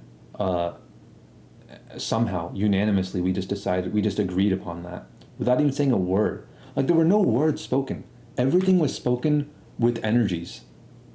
And we just decided that it wasn't even like we would abandon our safety. It was like we would try to hurt each other. We made the decision to make an attempt to go for blood. Like no less than a severe injury would be an acceptable outcome of the decision we had made. So there were like, what had happened was there were these like Orbeez that were like sitting here for like scent or whatever. And so one of the dudes like who was in here, we're all out here, we're all in a mosh pit, right? One of the dudes goes out there, grabs it, and these guys hop in too. And one of the dudes grabs the Orbeez and just rolls them all over the ground. So you could so easily slip. And like what happened was like the only way to really defend yourself in the situation is you couldn't stand anymore. You had to start walking on all fours. And the part of the song that comes on after that is like the part that goes like, my ex-man brought his new girlfriend. She said, oh my God, I'm just gonna shake it to the fella over there with the hella good. I know the song. I know the lyrics. I know how this goes. And right after, and while this is happening, we're like figuring out how do we stay alive and not get our skulls cracked on the floor in this situation. It wasn't that crazy, but it got a bit intense after Taylor Swift. She's like, yeah, and she like comes back in, and when the hook starts again, we're like lunging at each other for real on some gay shit. Cause dude, I don't think I made it clear enough. We're all naked, by the way. And now we're on like people are hitting the ground and we're going after each other, trying to like grab each other's legs and trip each other. That's what we're doing. Still, bro, to this day, this was the craziest mosh pit I had ever been a part of. Ever. That's why this was like we were so lucky. Cause like it's only when a camp is deeply religious that they could do shit like this, also as unorganized as they were. Like it's a very, very rare combination that you have camps that participants end up doing shit like this, where it gets this out of hand, you know? Other camps would never get this out of hand. That Christian camp that my cousins are going to, this would not happen over there. Well, I don't know, but it's unlikely. It's unlikely. And dude, the counselors couldn't do shit. Because like, they're all out, they're in their rooms, they're doing whatever. They're in the same boat as us. They're clueless. Bro, dude, I didn't even mention, the counselors stole Oreos. And that, by the way, when I ran out of Oreos that the girls gave me, that's how I stole Oreos. I went into Lil Dicky Ba's room and Ali Ba's room. They were roommates or whatever, and I searched their whole room. And I stole the Oreos from them after they stole the Oreos from the staff. Actually, I stole a lot more, dude. It was me and my whole crew. Like I said, we had our like middle crew. We stole gum from in between the couch cushions that somebody showed me. He's like, hey, don't tell anybody that this gum here. Yeah, I didn't tell anybody. I just took it. You shouldn't have told me. I stole the gummy snacks that were in Lil Dicky Ba's room. I stole popcorn, which is like, that's not that big of a deal. You could get as much of it as you wanted. But I stole the ice cream sandwiches from when we went out and we bought them at like the mall and stuff. We bought like boba and all that. I stole the cookies and cream ice cream, like the whole pint. We had a pint of cookies and cream ice cream that was going to be distributed later. Me and my crew took the whole thing. We took the popsicles. There was like the outdoor field day that we had, and it was like the rainbow popsicles. We stole that as well. We stole sugar cookies. We didn't get, not the sugar cookies that are like the frosted sugar cookies, but it was like the sugar cookies with like the like bits of sugar crystals on them, but they were still great. Honestly, dude, I think I like both those cookies equally. They're just for different situations, you know? Dude, on the last night, we had a fucking feast, dude. Like we took those we went to the fridge, we took like the glass bottles of like Starbucks coffee. Like I said, at this point in camp, at the very end of camp, we could sneak out because we were awake, we had energy. The counselors were drained, so they wouldn't patrol the halls nearly as well as they used to. So we went out and dude, those glass like these Starbucks glass bottle, these come in so clutch, dude. Like I look at this and I'm like, I have a craving for this right now. I literally have a craving. I want this badly. These keep you awake. These are like a productivity drug, and it's I haven't tried any of the flavors. We had mocha. I had mocha. I think there were some other flavors there. Caramel, that's my favorite. I want to try these. I'm literally about to... Okay, I'm getting these. I'm going... Starbucks glass bottles. Where can I buy them? Come on. Amazon, not on Amazon. I want to go get them now. Walmart. All right, after this stream, I'm going to Walmart. I'm getting these. Yeah, okay, what was I saying? Yeah, dude, we took these glass bottles. We took all the food that we had, hella ice cream, just like hella snacks that we got, all the like the Fiber One bars, which at that point were like a delicacy, you know? Because it's like the only sweet thing we had. Because like the Fiber One bars that had the chocolate chips on them, those were awesome. And they give you those intentionally, so that way, you know, for obvious reasons. But like me and like the 5 other dudes who were part of my crew, we had like the meal of our lives that day. One of the best meals I've ever, no, That might have been the best meal of my life. It was just, it was like, it was food that we hunted for. And I remember we had it in the counselor's room because they had a bigger room. So we went into the counselor's room. We were like sitting and stuff on their bed. We were like chilling, talking about life and stuff, eating all their food. And the counselors walk in and they're like, "Hey, what the hell are you guys doing here? Where'd you get that food? Give it back. And go back to your rooms. It's like 4 a.m." And this was on like the second to last day. And we just told them straight up, we're like, "We stole this food and you guys can fuck off." And we literally said that. That's like the exact quote of what we said. And I mean, like, look, we had strength in numbers. So, like, what are they going to do? 2 counselors, 6 participants. I think there might have been 7 actually. And we're nearly the same size. What are they going to do? Report us? They were the ones stealing all this food from the staff. We're Robin Hood. We're giving food to the poor and needy, aka ourselves. So it's at that point they were like, you know what, screw it, whatever. We'll just eat with you guys, and they joined in on our feast. And by feast, we couldn't finish all that food, but we did anyways.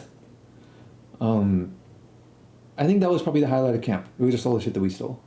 We stole, actually, it wasn't even us that put back the radios. It was the counselors that found the radios in our rooms. They were like, "Hey, why the hell do y'all have these?" And they took them. But we stole like balloons, we stole hula hoops, we stole super soakers. These were all part of like activities that we had. We stole a lot of silverware for no reason at all. I don't know why. It was just really, we were just menaces, bro. We were menaces to the camp.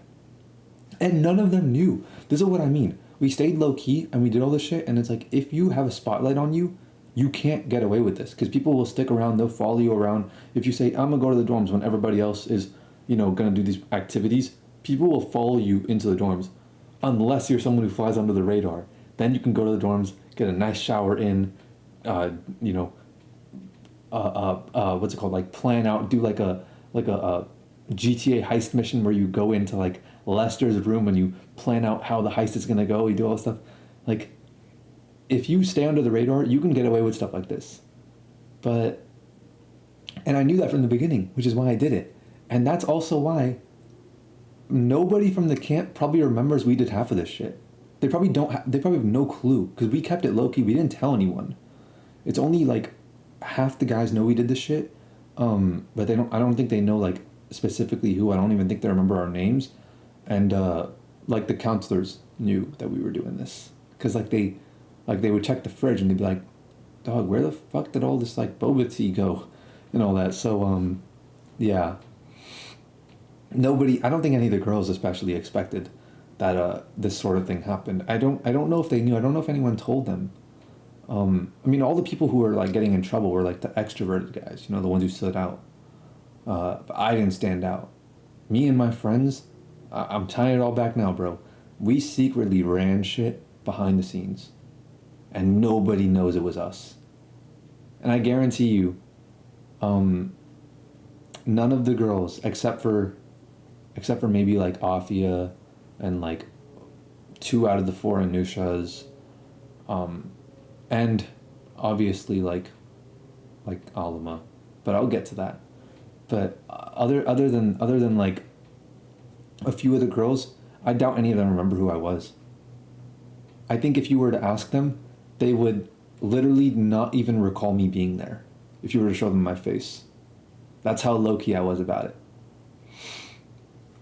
But yeah. And of course we were the guys who took over. Like, this is usually how the shit goes. This is how life works. This is how mafia works, bro. So, I think, is that it? No, there's, I know there's more. What else? I started the trend of what people do on formal night. Camp 2 of 2017, they heard what happened and they copied me and they've been doing it ever since. I gotta ask my cousins who are at Ummah right now. I have 2 cousins at Ummah right now. I gotta ask them if they ended up doing it, if they remember the trend. Because it's like telephone. Sometimes these trends die out. and somebody needs to revive it. Somebody needs to let him know what happened. But yeah, my name belonged on the Legends board for that. But okay, wait. So that night that we had our feast, actually, we went to the debrief room, and we took it upon ourselves because none of us had our names on the Legends board. Obviously, we were low key, and there was an empty space on the very right of the Legends board. I wonder if there's a picture of it somewhere. I'm sure somebody Camp 1, Ummah 2017. Someone find it. But yeah, there was like a huge space on the right, so we just decided, hey, you know what? We're gonna take it upon ourselves to write our names on there, and we all did it. We all put our names on there, all like 10 to 12 of us. At that point, it was like 10 to 12 of us, and we basically recreated the same thing, like the chanting, like the like banging our fists against our chest and stuff. And I was the first to write my name on the Legends board, and I put my name bigger than anybody else's, not just out of the crew that we were with, but bigger than anybody else's on the entire Legends board. Oh, I wrote my name the biggest. My name was like the John Hancock of that board. And by the end of it, they knew I didn't, like, people at the camp knew I'd never ended up on the Legends board, even though I probably should have. But on like the last day when they took the board off the wall, everybody was there. It was like that morning. It was like the morning, and like the buses that ride and everything. And we're looking at the board, and the counselors are like, "Bro, Afraz, what is this? You were never supposed to be on here.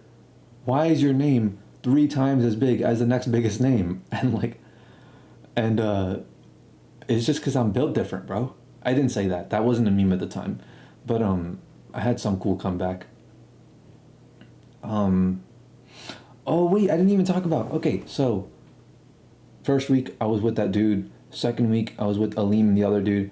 So third week, my roommate was none other than the infamous Ahil Rajbari, and I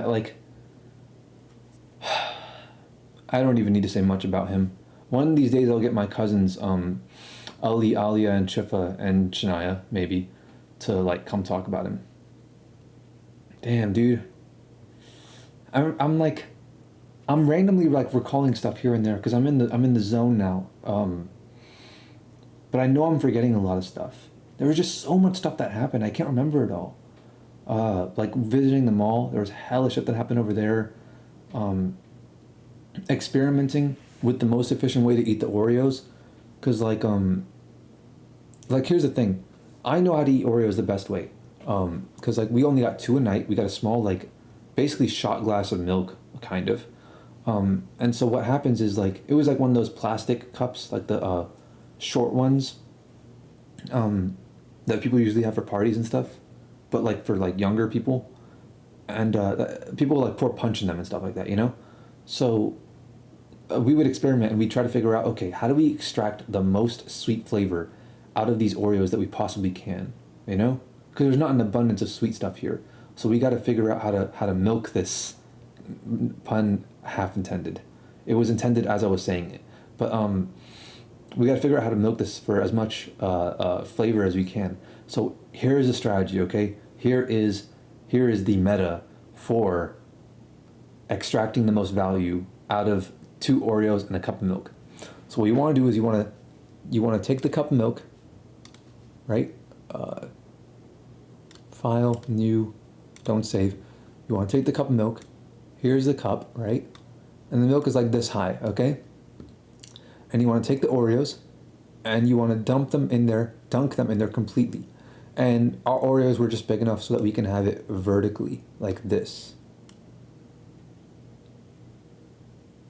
I'm going to draw it out with black like that.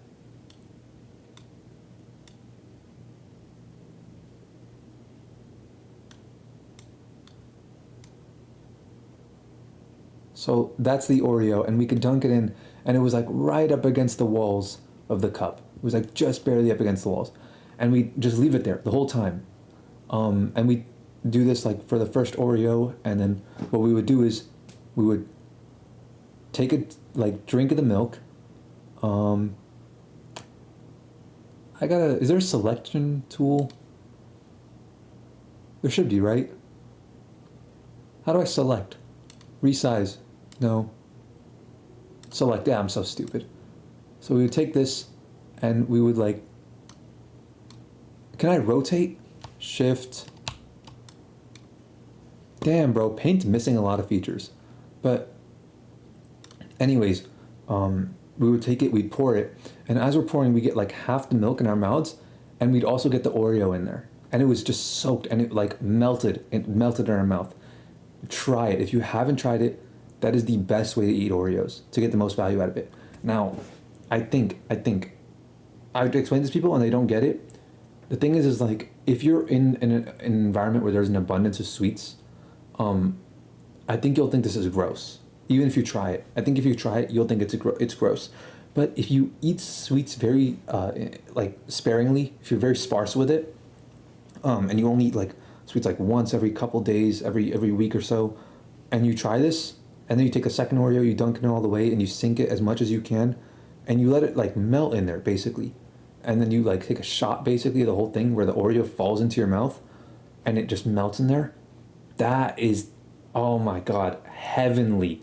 It's way more.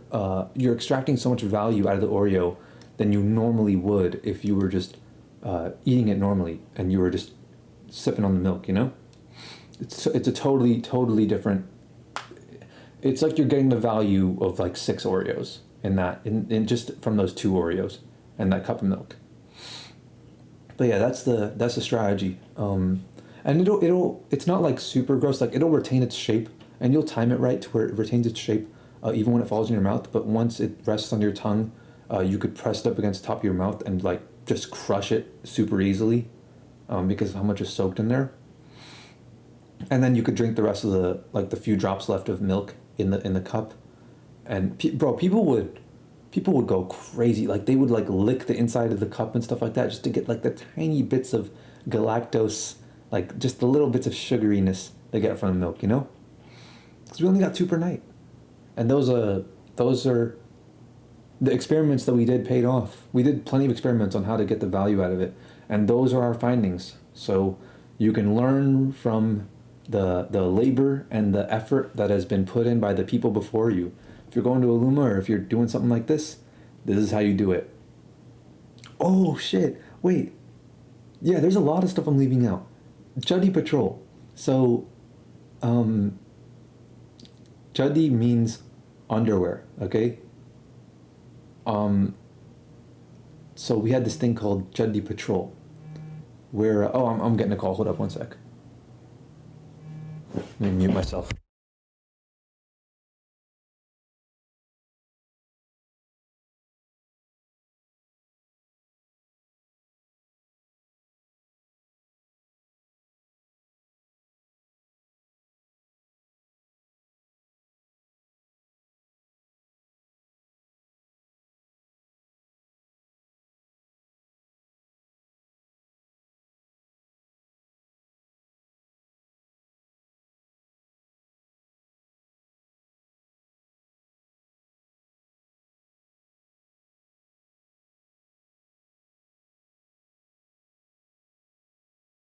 Okay, yeah.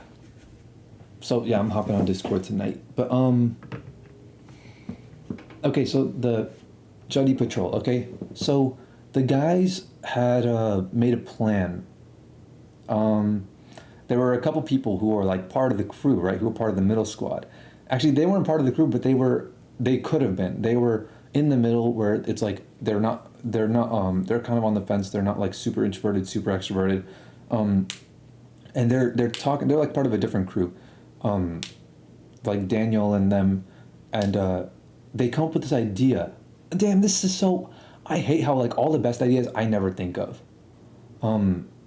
So they think of this idea to do Juddy Squad, okay, and Juddy Patrol. Like Juddy Squad will do Juddy Patrol. So the plan is, on the very last day, we all at night. We just leave the dorms, right? We just break out. And we walk all the way to the girls' dorms, which was a mile away, okay? And they were like telling us, hey, so what do you think about this idea? What do you think? Dude, I'm thinking about it. What the hell were we thinking? If we did that, we would have like gotten Ummah shut down. Like that would have ended Ummah. There would be no Camp 2. There would be no other camps. The entire institution would have closed down. We would have... Oh, man. They stopped us. They found out about it. They stopped us. But, like, we still had Juddy patrol in the guys' dorms. Dude, if they didn't stop us, we would have done it. We were considering doing it. Like, we wanted to do it. In my mind, I was like, yeah, this is totally happening. What the hell was I thinking? Oh, man. But because it was more contained in the guys' dorms, it was a bit different. It was not like it kind of devolved because like we were already in that like we're animals, you know, we're in that primal state. So we just decided like, all right, fuck it. The art of warfare is calling upon us tonight, and we just treated it like a video game, and it turned into more of like a war more than a patrol. Like people were, it devolved. It just devolved. People were taking shaving cream and like slapping each other and like waking them up. This is late at night, by the way. There were dudes that were like taking clothes from people's bags and like throwing them in the hallways, mixing them with other bags. Everyone was very quickly woken up by this. People were like wrestling in the hallways. We were all in our underwear, so it was like Juddy patrol. Like it, we kept the essence of it the same, but instead of going to the girls and like ending up on a registry or something like that, we just like we did stuff that would traumatize the girls if they saw, basically. And dude, the staff was too unorganized for them to stop us. We had strength in numbers, and we all knew that by that point. We didn't even need to say it. They knew it. We knew it. There was nothing they could do about it. I was part of 2 teams that day. So there was the Hangar Militia and the Razor Repertoire. And there were several teams. So the Razor Repertoire, they would take razors. They would take trimmers, not razors. We called it the Razor Repertoire. I don't know why we called it that. We should have called it like the trimmer team or something like that, you know? But the razors would have been crazy. That would have been so overboard. Not that this was not already overboard, but the Razor Repertoire would take around trimmers and try to cut people's hair, like from behind and stuff, without them looking. We just like run to people, turn on, go like at their hair, and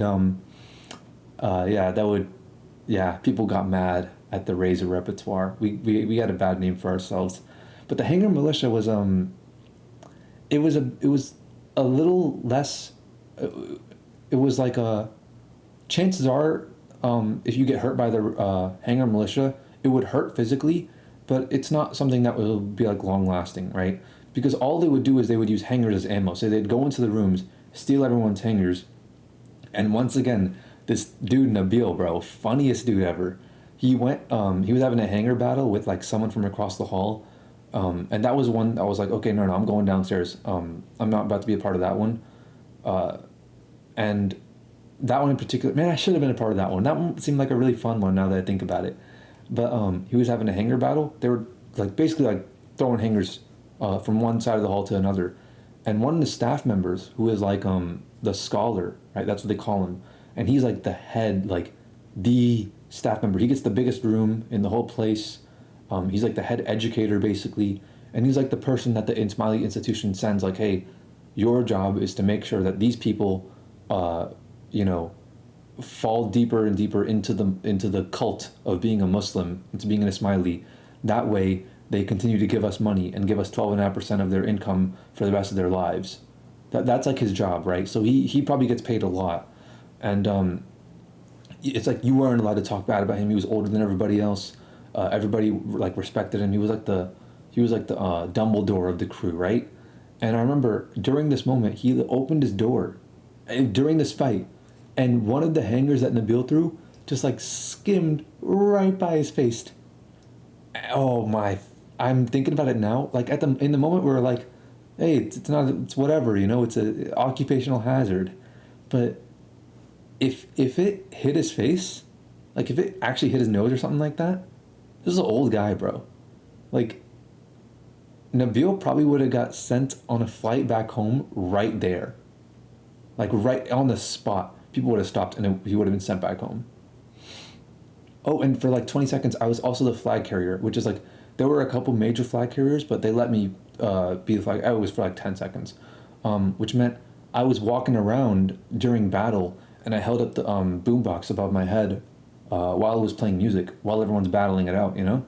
And like, if you're the flag carrier, contrary to what you might think flag carrier might mean, nobody's touching you. Nobody, you're exempt from the horrors of warfare if you're providing them the music to be the catalyst for their primal desires to come to the forefront of their intentions, you know? So they don't touch the flag carrier. You become immune, basically. That's like the base. You become immune if you're the flag carrier. And I was able to be the flag carrier for like 10 seconds. Not everyone was able to do that. I'm glad I got to do that. And I remember the girls heard about this. And they were like, we were on the bus with the girls, like going back, going to the airport. And the guys were like telling them about it. And they're like appalled by the news. And we're out here like high-fiving each other, like celebrating a great victory. It's crazy because this couldn't have happened at any other camp, before or after, because before they had everything down, they were very strict on stuff, and after is when they finally got things figured out and they said, oh no, we can't let this thing happen again. I mean, like, I say that it couldn't have happened at any other camp, but when I think about it, it was me and my friends after all. I'm sure in any other camp we would have found a way to make it work, no matter how strict the staff were. I don't think Juddy Patrol would have worked. I didn't think of that idea. I wish I did, bro. It's all the best, like, best roast, best ideas. I never end up thinking of them. I only think of, like, good stuff, never the best. But, yeah, I remember all the songs we'd sing, playing all these games on the bus rides to these field trips. I remember, what's it called? Exploring Kane. We found plenty of rooms to like hook up in that we wouldn't get caught if we did. Me and these girls would like explore quite a bit, and we'd like write all this stuff on like the chalkboards of these other rooms that these students were about to go into. And I wasn't about to look. Actually, there's a few things you gotta understand. Okay, I'm out here, I'm exploring, and these are the girls that I'm like talking to about like the Oreos and stuff like that. I'm trying to become good friends with them to get the Oreos. And so like I'm in these rooms with like Afia and stuff like that and girls like that. And it's like, there's several things you gotta know about me. Number one, okay, I have standards that are way higher than myself. My standards are way too high, okay? To me, I'm a fighter, okay? I'll chase. You know, I'll go for the top spot. I'm like an athlete at heart. If I had different genetics, I would totally be an athlete. To me, it's number one or bust. That's it. There's nothing else. And Sonia was number one on the guys' list, like agreed upon. I wasn't all that attracted to Sonia, but if it wasn't Sonia, it wasn't going to be anyone else. It's not even that I wasn't like, it's by principle of her being number one, being the most sought after, being like the top prize. Like that's the only option that I'm going for. And I believe she already had someone, if I'm not mistaken. That was kind of a stupid decision for people to put her at the number one spot, but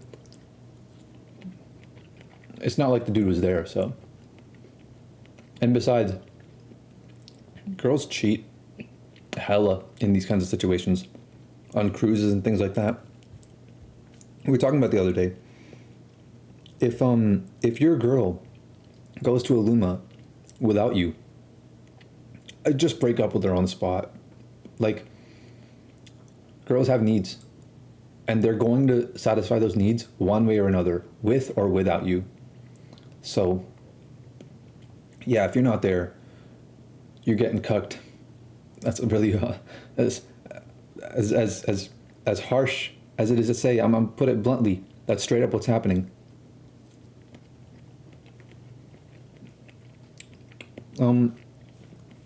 This kind of thing happens at Ummah though.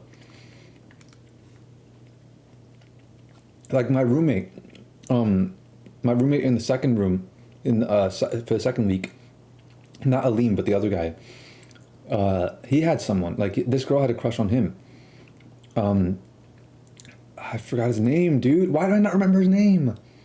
But yeah, there was this girl who like a week into camp who like confessed that she liked him, and they like stuck around each other. He didn't care. He was a anti-simp, bro. He would just go wherever he wanted, do whatever he wanted, hang out with the boys, and she would just follow him around everywhere.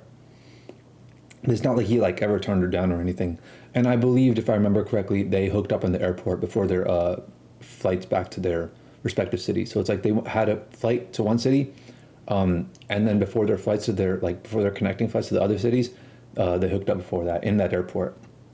So and like understandable, airports double your ranking immediately. So if you're a 5, you're a 10 in the airport. That's how it is. Airports are just different like that. But yeah, we'd go around Kanye. Oh, I got to talk about Kanye. So man, the way it worked is Kanye, like I described earlier, is like the church, right? So we'd go up, we'd say our prayers. Basically, there'd be people sitting in the front. That's the Muki Kanriya, all of them.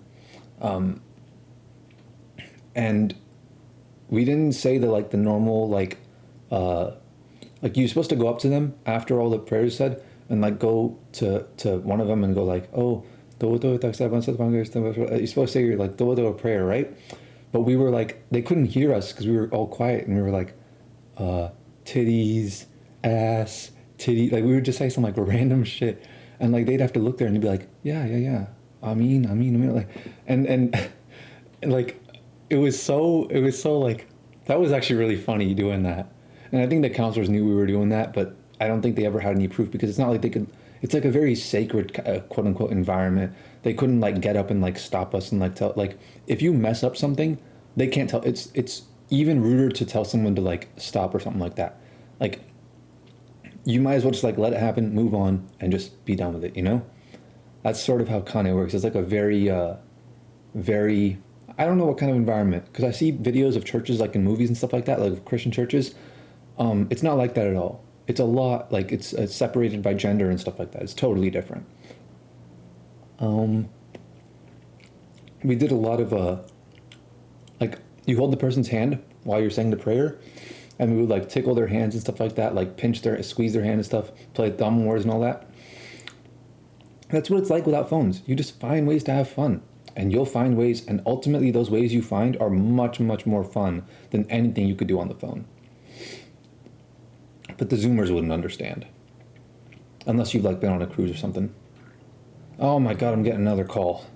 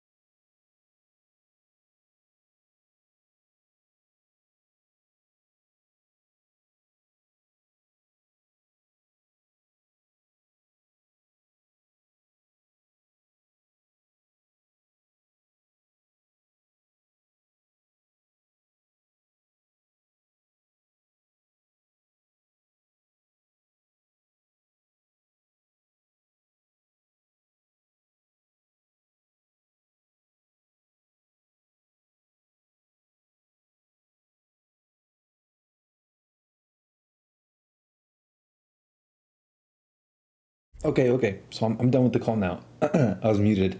But I forgot to mention, we like put the lamps, the lanterns and stuff that we made for the important day.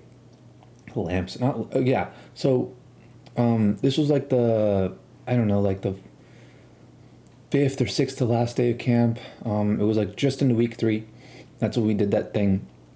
And remember, this is around the time where Chuddy Patrol was like really starting to go through the rounds of people and really start to like pick up steam, you know? The idea of it was starting to pick up steam. Now, the plan is Chuddy Patrol was supposed to go into effect on the very last day. So this was starting, we're building up. But at this point, like, the fact that we were even talking about Chuddy Patrol means that we knew, like, we had strength in numbers. And our behavior reflected that, for sure.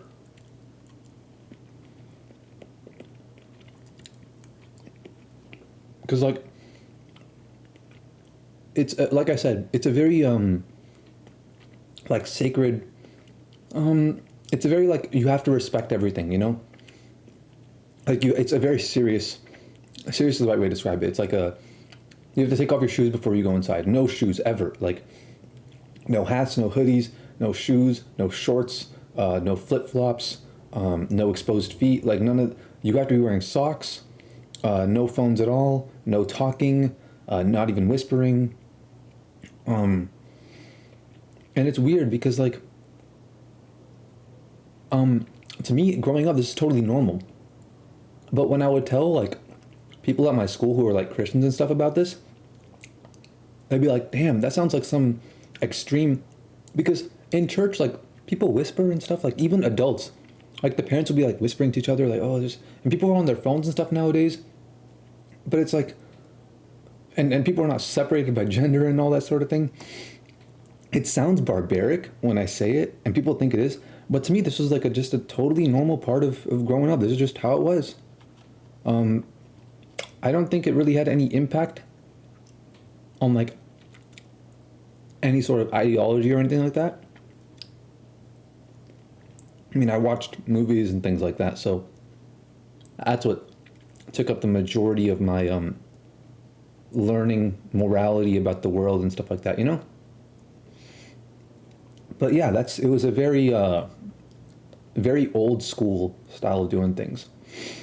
And even if you, like, whisper a little bit and kind of like, oh, tiny bit, you get removed. Like, they take you out. And they put you to the side, or they put you, like, very, very far away. And in Kane, like, actual Kane, like, not over here, but, like, in real Kane, you're allowed to, like, sit with your family and things like that. Sometimes, if you're really young, like, young boys, like, all the kids will basically sit with all the women. If you're below 5 years old, it doesn't matter if you're a guy or a girl, you're sitting on the girl's side. The guy's side is, like, only for guys who are, like, 5 years old to 7 years old or older. And even then, like, you could be 7, 8 years old and you could still sit on the girl's side, but it's very, very rare. It's a rare thing to see. But you could still do it sometimes. You can kind of make situations where you sit with your family. I've seen on some occasions where even, like, the parents will sit on the opposite side, but it's, like, a very, very respectful environment. So nobody will ever say anything as long as it's, like, a one-time thing, you know? It's never a recurring occurrence. But over here, there was nothing like that. So if anything, it was even stricter. And on this day, it's like we knew we had strength in numbers. We knew about Chuddy Patrol. We knew what was coming. We had a plan for it. And this is, like, an important day. So picture church, but, like, way, way stricter. And we're all about to go inside. We're all the guys are, like, in the room where we're taking off our shoes. We walk in a single file line. There's no talking whatsoever. Everybody has to be completely silent. Even before we walk in the kane, you're in the shoe area where you're just taking off your shoes. Even then, you still have to be completely silent. And this guy is like, we're talking amongst ourselves, we're, like, whispering, and this counselor is getting mad at us for whispering amongst ourselves. He's like, hey, stand straight in line, stop talking. And we were talking about Chuddy Patrol, actually, which is funny. He didn't even hear it. Maybe if he didn't say anything, he could have heard about the plan and they could have been more prepared for it. And now picture that atmosphere in your head, right? Picture that atmosphere. Complete silence. all you hear is footsteps, and people are saying prayers in Arabic over the intercom. This is like straight dictatorship. Like think about like how you see it in movies. That's like how it was, right? It's like very, very single file, dictatorly like. And one participant who's like with us, he's like 2 feet away from me. After this dude criticized me, he's like, "Hey, stop talking, stand in line." This participant yells out full volume at this counselor. He's like, "Hey, watch out, we got Hitler over here." And everyone just starts dying laughing, bro. The counselors are laughing. The girls hear us from the hallway. They're laughing. Like, we did not take Kanye seriously at all. Oh, man. In that environment, that was the perfect thing to say in that environment. Yeah. That was Daniel, by the way, who said that. He put gel in my hair. That was the first time anyone's ever put gel in my hair. That was the first time I ever had gel in my hair. And I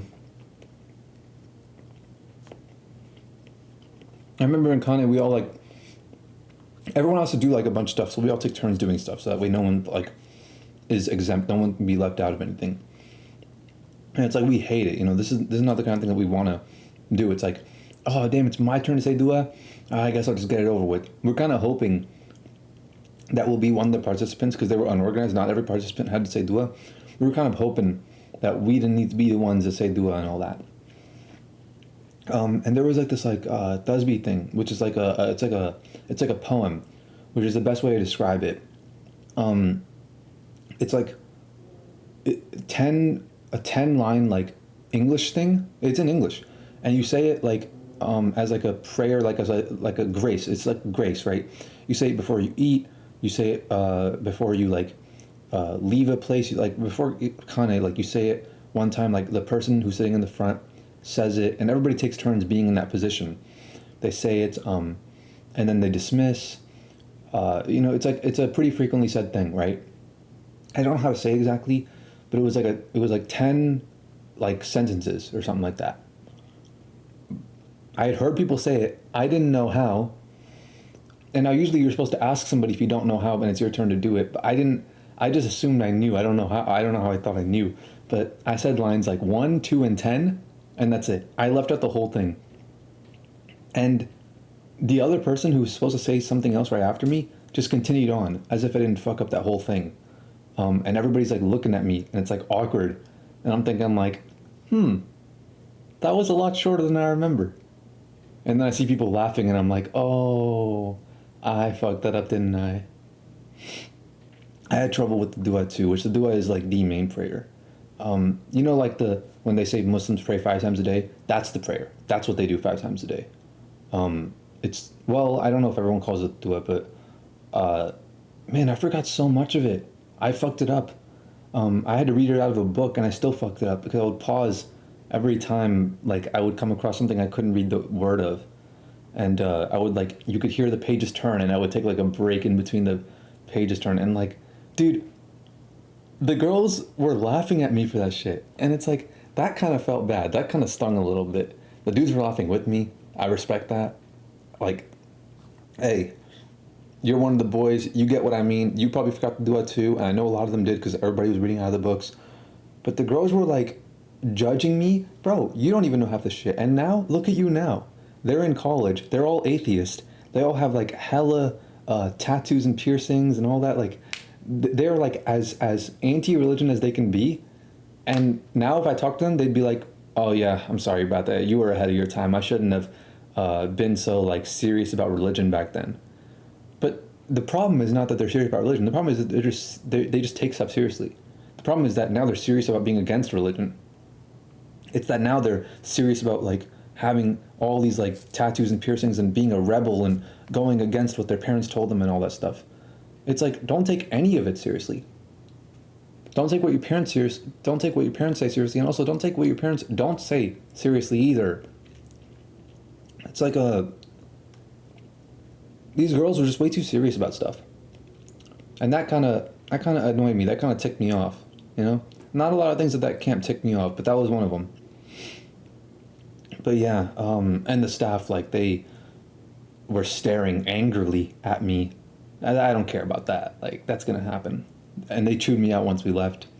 Like, hey, you can't be doing all this fucking bullshit, like intentionally pausing in between pages, taking like a breather. But, you know, it's whatever. What are they gonna do about it, you know? Kinda wasn't so bad. Oh, dude. Confessions night. Wait, I gotta talk about this. Oh, let me finish this. Okay. So,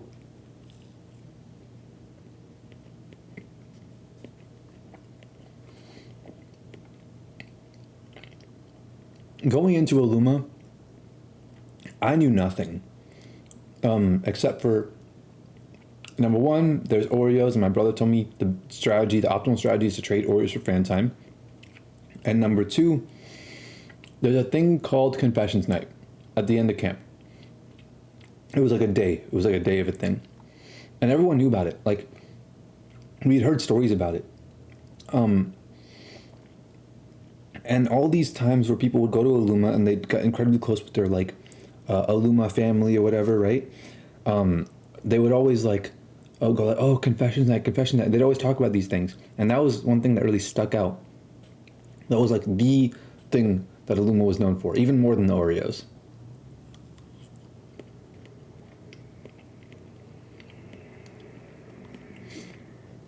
It was like, the way they described it was like, you make good friends at Ummah, but what seals your bond as a family is Confessions Night. So the way it worked, the way it was described is like, you all gather around at night in a circle, right? Maybe like a campfire in the middle or something like that, but it's all 100 of you, and plus everybody else as well, all the counselors and all that. And nobody says a word, okay? Everybody's quiet, except for a person who voluntarily decides to stand up and go into the center and confess something. And you don't have to do it. Nobody calls on you. There's no like order or anything. If you want to do it, you do it. You just get up and go and you say something. And like, the reason why they stopped doing it is, well, it's kind of like, it's the exact reason why we needed it so much. It's the exact reason why they shouldn't have stopped doing it. Because, okay, well, most people had like very tame confessions, right? Oh, I feel like a failure. My grades are shit. I'm disappointing my parents. I have no goals or direction in life. I'm wasting my life. You know, all that shit. Everyone has like the same sort of regrets at this age. Nothing wrong with all that. Like that's actually pretty normal for Zoomers at this point. But sometimes people would say like stuff that can get them fired from their jobs, or other people fired from their jobs, or it could like hurt people like pretty badly. Like people could want revenge and things like that. Or they could. There have been instances where people have said like incriminating things about like themselves or their parents or other people, even people at the camp. There have been stories about people talking about like, oh, my uncle molested me, that sort of thing. People have said things like about their parents, even like about their own families, stuff that would like get Child Protective Services involved and taking them away from their parents.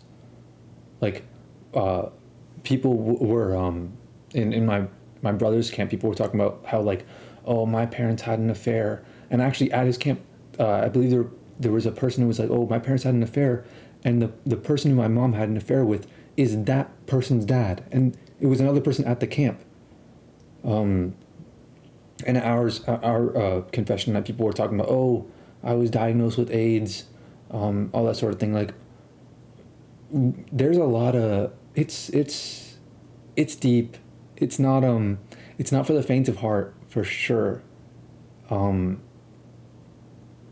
People like ours was not that like.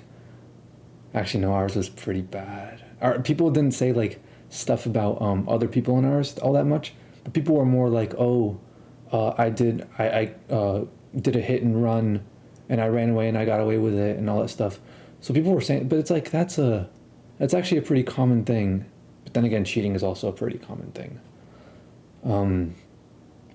But yeah, a lot of crazy stuff happened at camp. My brother told me a story about how there was this guy who came up and talked about how like his whole family screwed up. They all like committed like huge crimes, like stuff that you would get people for a RICO for, and they all have like court dates and on some like GTA type shit, you know, like on some actual like hitman murder. Like it was ridiculous. Obviously, there's no hitman hired. From what I remember, from what I recall, it was literally just a person tried to hire a hitman, but it was a honeypot. Obviously, that's what all these sites are. Or they're either honeypots by the police or just random kids trying to screw you out of Bitcoin. That's all it is.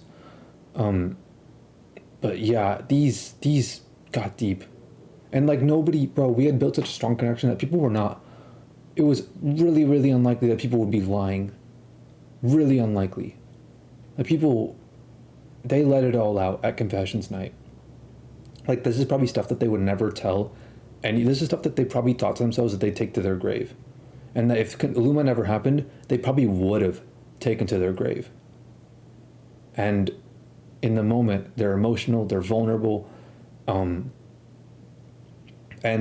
they took it away. They got rid of confessions night, which from one perspective, I can understand why they would feel motivated to do so, but from a much more valid perspective, it's ridiculous to get rid of something that is so impactful. It's impactful for a reason. It should be there.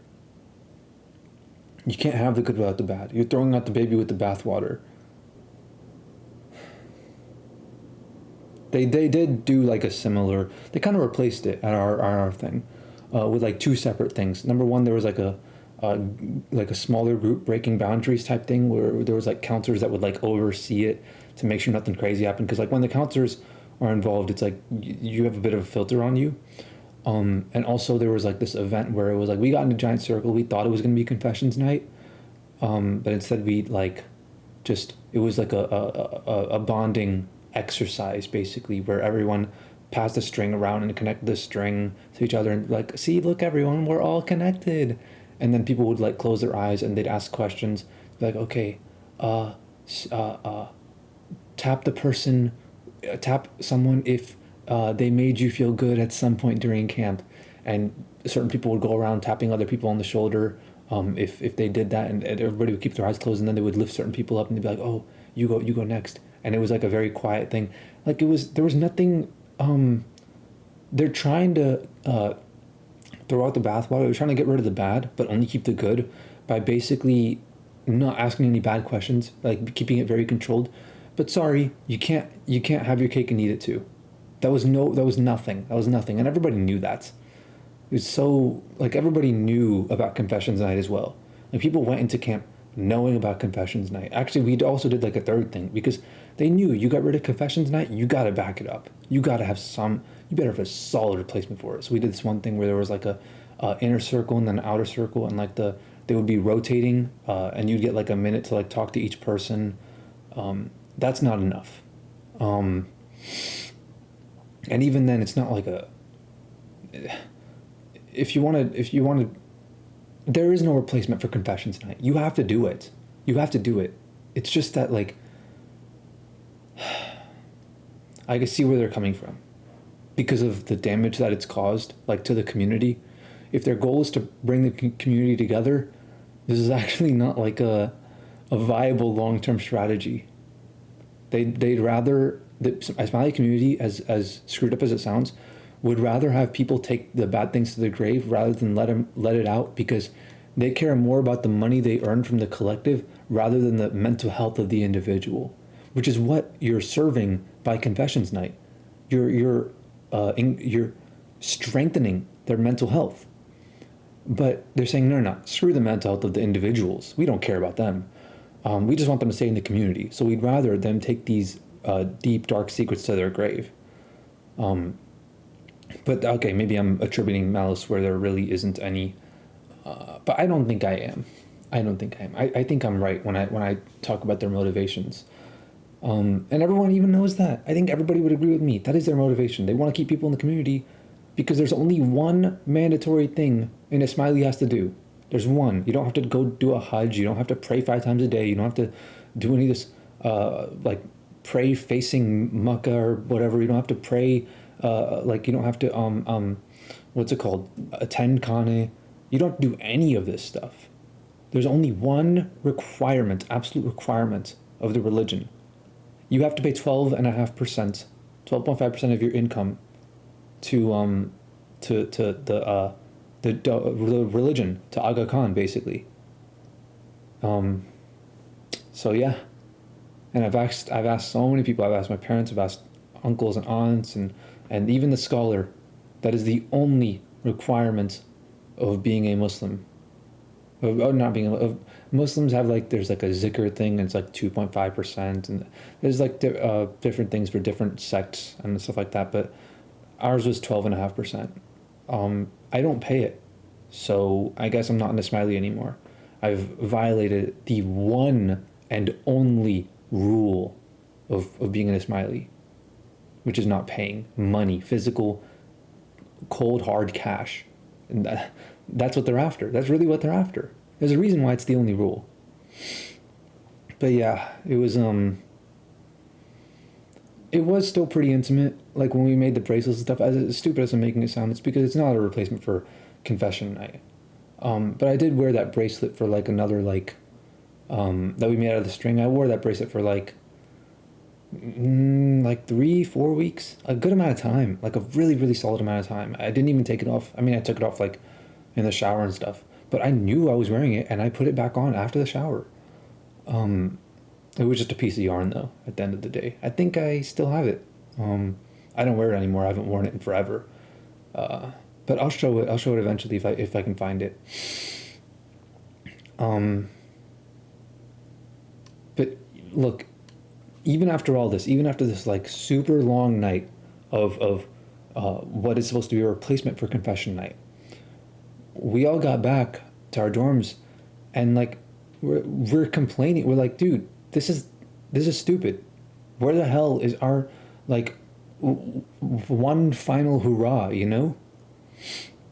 So we're in the dorms, and me and like 20 other dudes were like, screw it, we're taking this in our own hands, because we already took the camp in our own hands.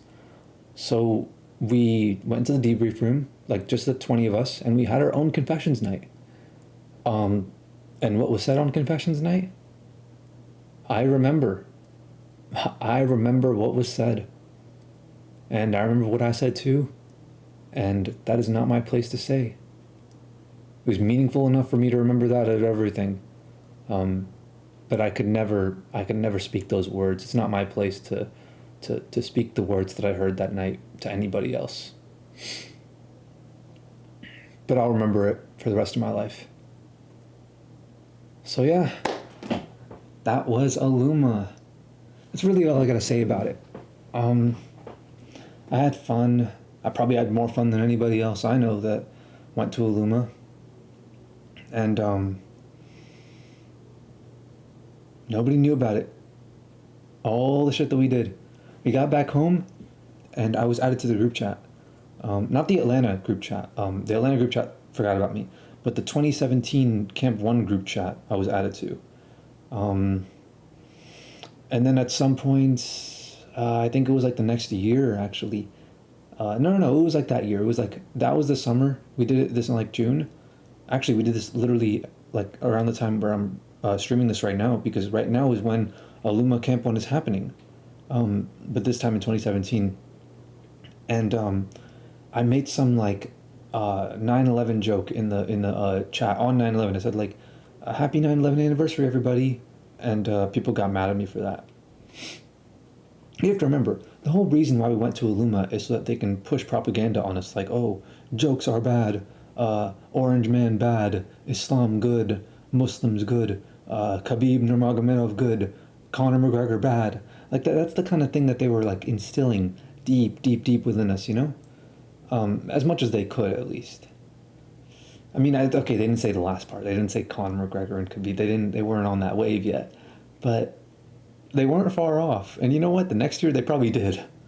So, yeah, people were getting people were getting uppity about it because like they had fallen for the trap. They'd taken the bait, and they were messaging me like, "This is why we get bullied in school because people like you give Muslims a bad name."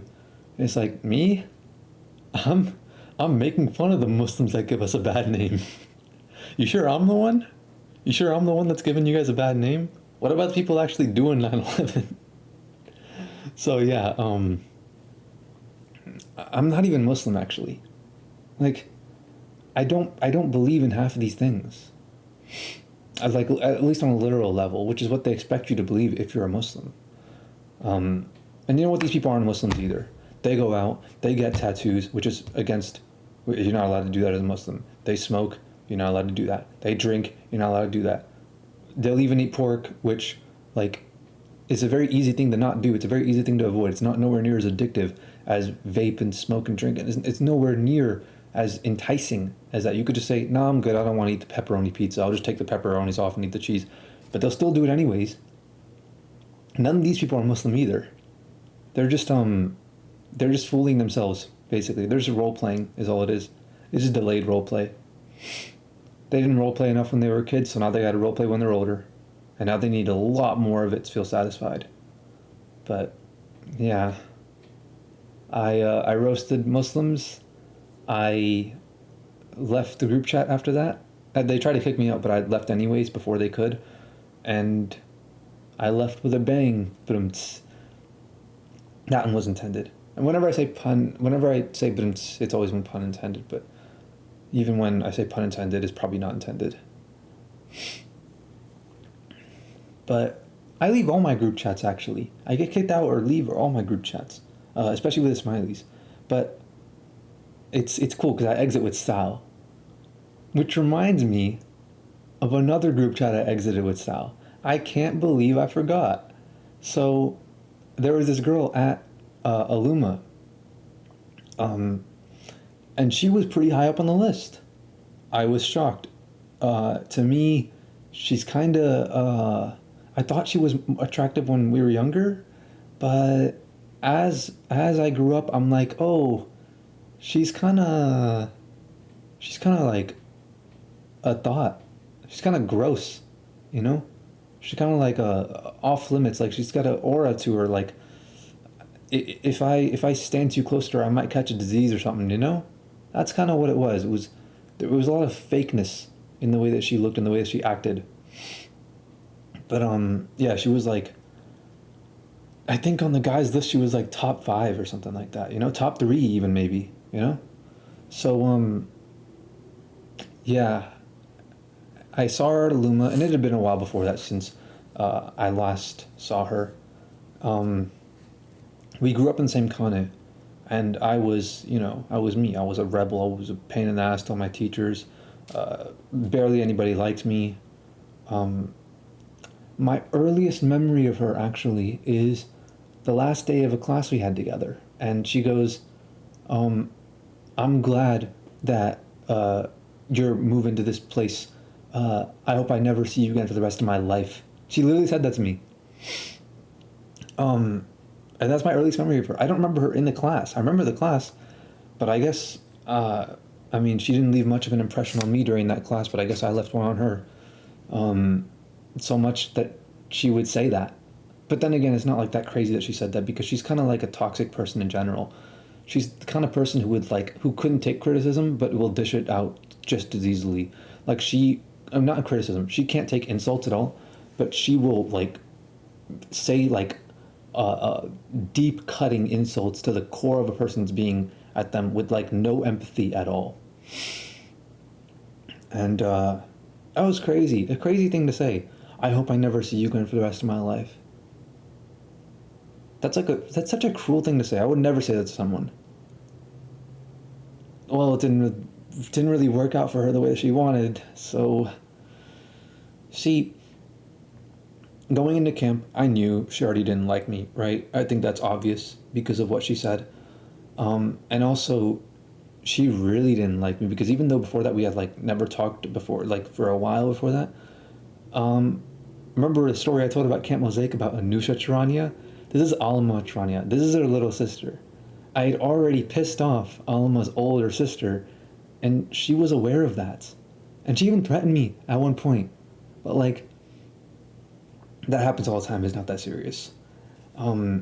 Anyways, she had just gotten out of a relationship with one of my childhood friends, Ramez Koja. Ramez and I knew each other for a long time when we were little. To understand the kind of guy Ramez is, we were at this dude's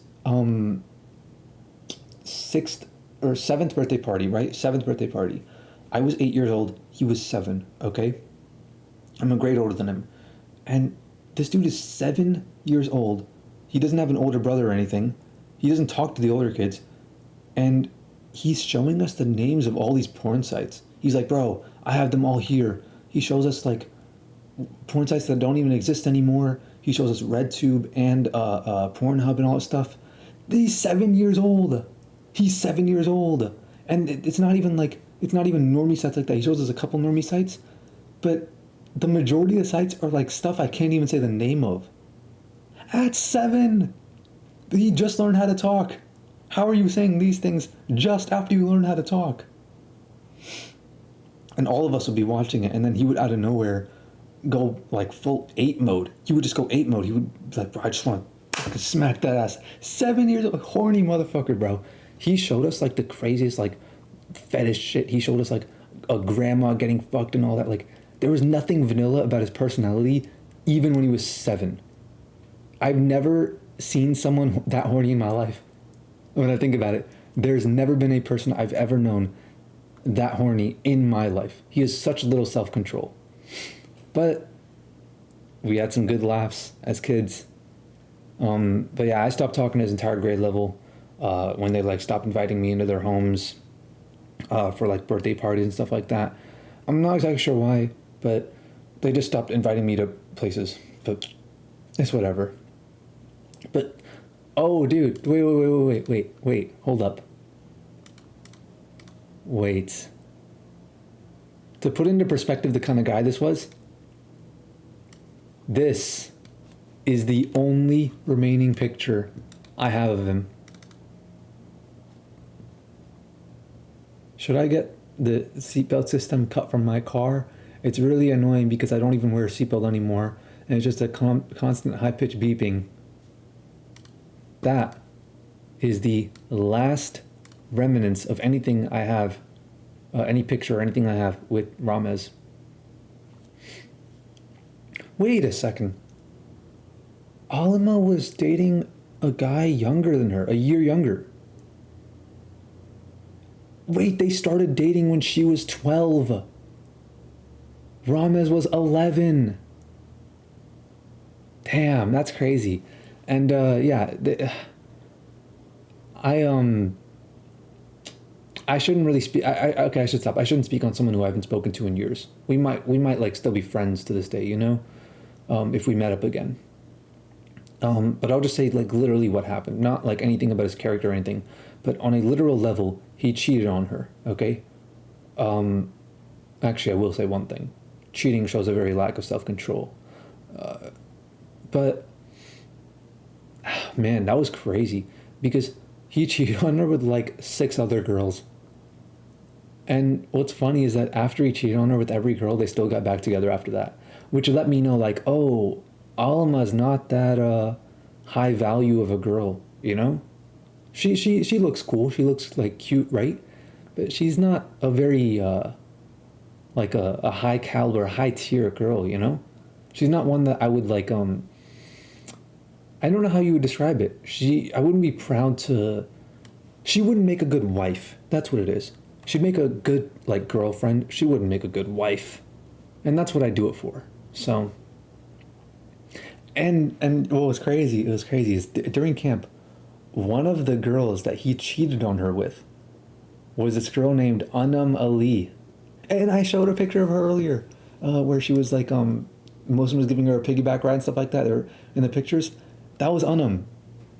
And she went to Woodward Academy with me, private school, back in like pre-K. And she has the same last name as me, Ali.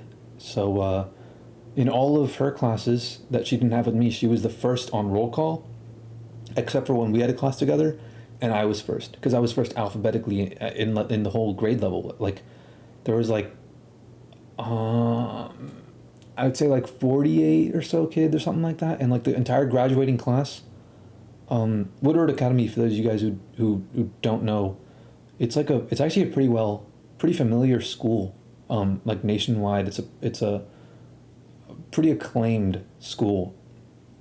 I even saw like in my grade level, I had no idea. In my class of 2018, big boy from what's it called? What's his face? Outcast. He his son was in my grade. He was like in my classes and stuff. I had no idea. A lot of celebrity alumni went to Woodward, considering how small the school was, but it was stupid expensive. And that girl who I mentioned earlier, like their cousin, she also went to Woodward and all that. She hated me too. I think there's like a general theme here with like Ismaili girls just hating me. But I was talking to Alima one of the days in Ummah, and I recall this story about Ramez, and I see Anam on the other side of the room, and I go, wait a minute, that's Anam. I'm not even talking to Alima, but I'm there, and I'm like, that's Anam. Wasn't she? And then she cuts me off. Alima cuts me off. She goes like, yo, stop. Don't say anything. Don't say anything to Anam either. Don't say anything to anybody else. And I was like, okay. I didn't say anything.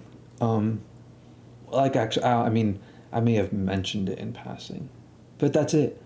Neither of them liked me, so it's like, what are they gonna? They're not gonna take what I say seriously, right? They shouldn't. If they're smart, they shouldn't. But yeah, like Anam was like fine with me, but Alma really didn't like me. But what was I talking about? Oh yeah. Okay, so exiting a group chat with style. Okay, this relates. Okay, so the next year actually we had REC together. I have pictures of it.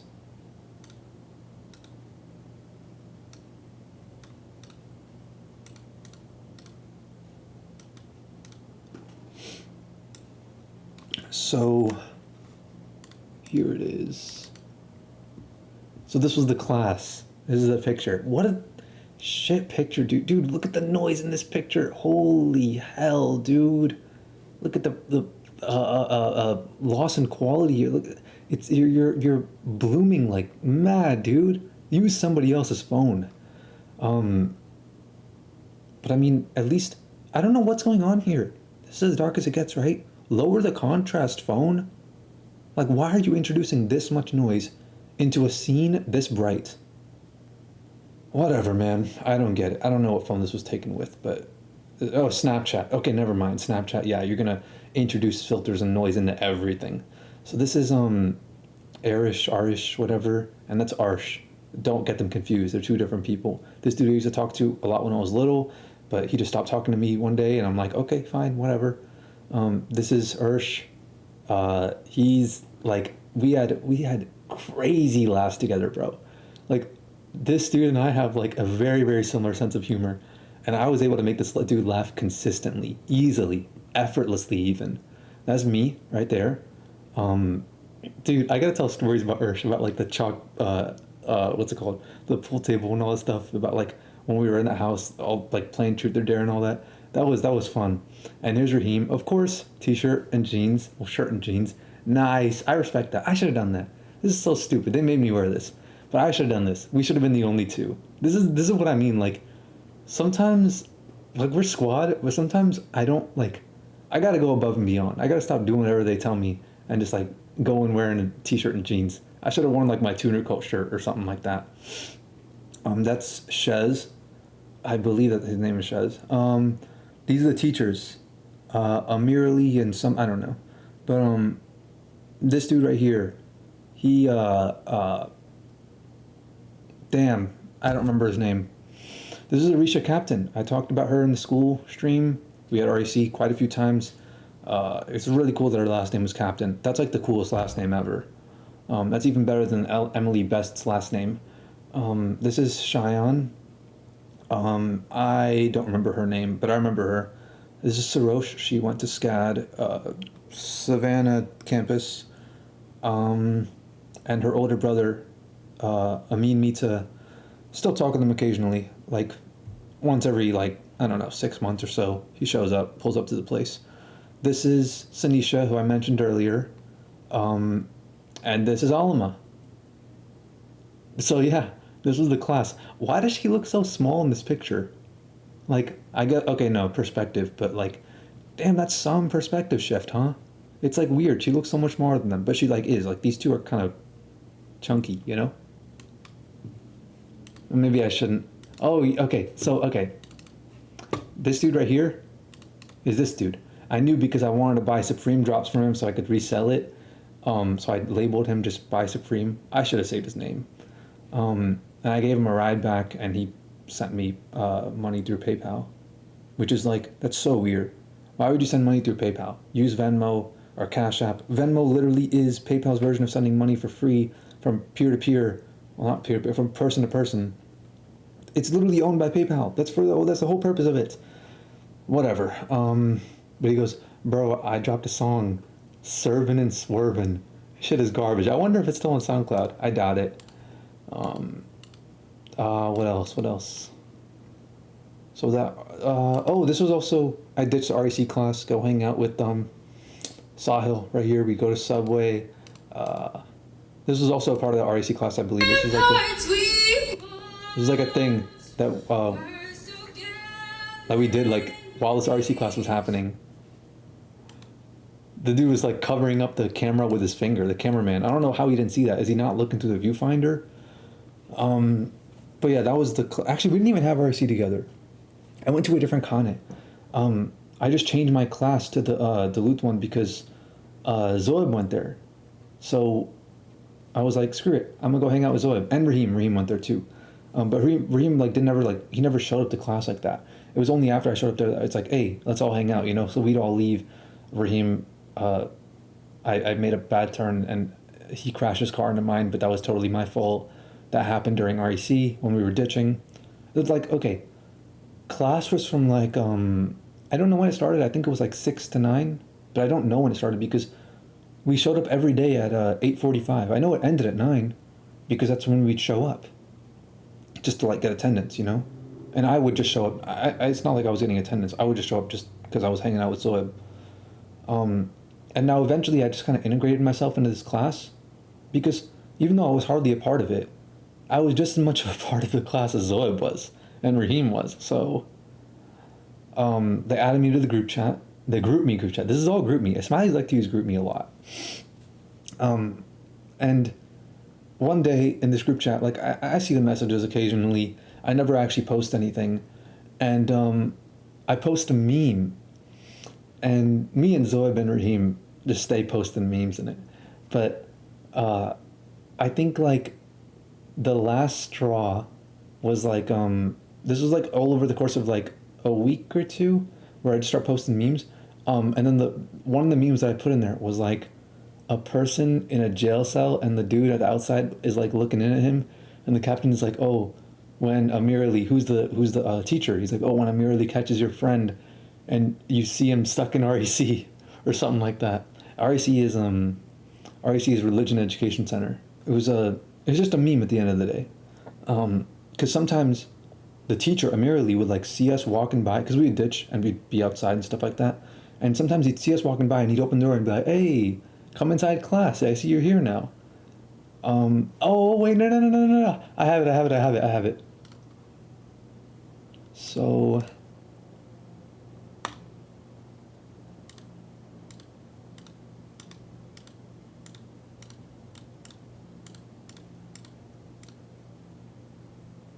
Okay. I got a few things. Wait. Hold up. Let me get all these straight.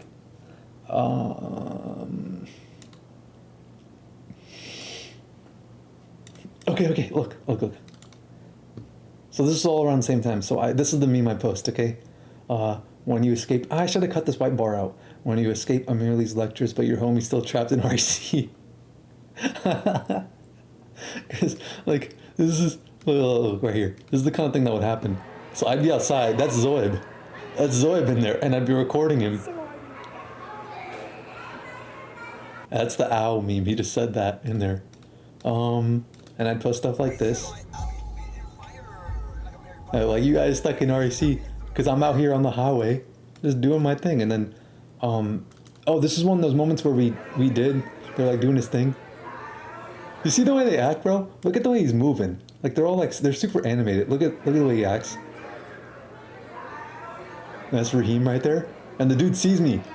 And dude's like, hey, what's up? It's you. Come on in. So that would happen pretty frequently.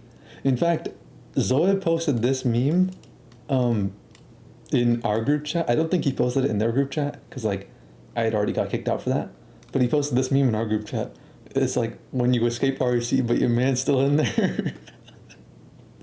Man, what a actual, like, that's an incredible meme. Like, that's actually, like, really, really funny, dude. That's like, it's so spot on.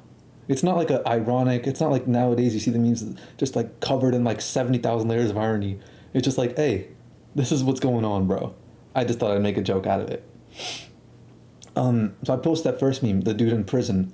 I put that in the group chat, and Alima responds, and she says something like, if I remember correctly, she's like, "Oh, how dare you disrespect REC and our teacher who takes so much time out of his day to come teach us. You aren't even a part of this class." You know, and like, and she just went off.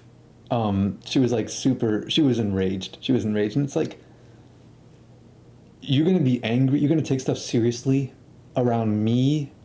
You're gonna say that to me? Bad move. I mean, at least say something a little hurtful if you're gonna take stuff seriously. Because I follow a very, very clear principle. There's almost nothing in life you should ever take seriously. I think that's the healthiest way to live life. There's a few things you should take seriously. There's a few. Don't get me wrong. But it's very, very few. And it's like, if you're gonna allow yourself to have a reaction, you're gonna allow my trolling to work, right? My trolling to elicit a reaction out of you. How are you too stupid to realize how much of a mistake that is on your part? Unless you want me to do it more. Because like I said, if you're gonna go stepping on toes, you might as well stomp on their feet and go all out with it, right? So if she's operating in the realm of stepping on my toes, at least be a little more hurtful. At least message me directly and say something that you would get kicked out of the group chat for saying, right? So, and she had my contact. She could have messaged me directly. It's on GroupMe. You can message anyone in the group chat. So I see this message. Actually, they tell me like, Zob is like, hey, look at what Alma said in the group chat. And we're looking at that, we're laughing at that shit. Like, what, you know what it is? It's,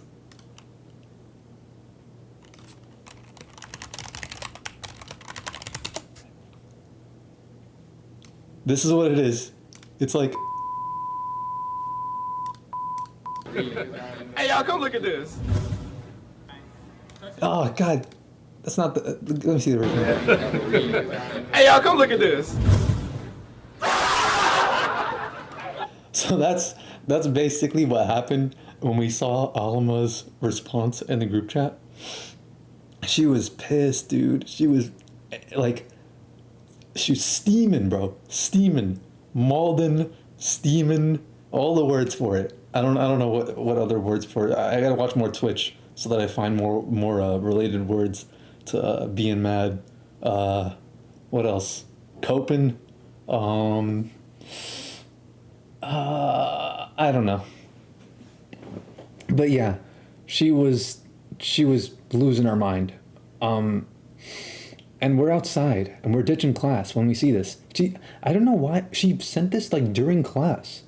And so I'm driving around in my car. I have the video here. I have the video. So I'm driving around in my car, doing circles in this parking lot. We found a really cool parking lot. It's this really nice place where you could do donuts in like a really big area. I should go back there. I should throw a car meet there. Like it's a beautiful area to throw a car meet. Good parking, lots of space to do donuts. It's like a nice area, and it's like very well contained, with like a very clear line, like a very clear circle as to where you should be doing the donuts. So Faison or Raheem or somebody is like behind me in this video, maybe it was Nair. I don't know, but I'm sitting on the top on the sunroof, okay, and we're doing this. This is something I do on a regular basis, not so much anymore, but when I was like 15, 16, 17, the thing I would do is I would get used to driving using my knees on the steering wheel, and I would be in cruise control, or I'd put my feet on the steering wheel if I was wearing like stickier shoes, which I didn't usually have because I would wear out my shoes quite a bit. I was out here doing shit, bro. So I was sitting on the roof of my car, and I believe I was using my knees to control it because my shoes were not good, and Zoib or someone like tells me to check the group chat. Zoib tells me to check the group chat. I see the message, and I just record this video. Just look at this. This is the video I record. I'm up here. More like all of that. Look, listen to what I say. So there's a car behind me. This is in front of me. This is the car I'm in. Alma. More like all of that makeup on your face. Boy, you look like a Muppet. Zoib! You can hear him in the back yelling Zoib too. I don't know. I don't remember who that was. I think that might have been Nair. But yeah, that's hold up. I just got a text. Ooh, damn! My cousin just went to Crumble Cookie. Secured the fattest cookie there. But okay. Yeah, that's crazy. Like that's so long ago. That feels so long ago. But that's what happens though when you got hella YouTube clout and it gets to your head, even though it really means nothing, and you make more money when you're 17 in like a few months than the teachers do in a year. So yeah. Anyways, I send that video in the group chat naturally, right? And then I leave. And I refuse to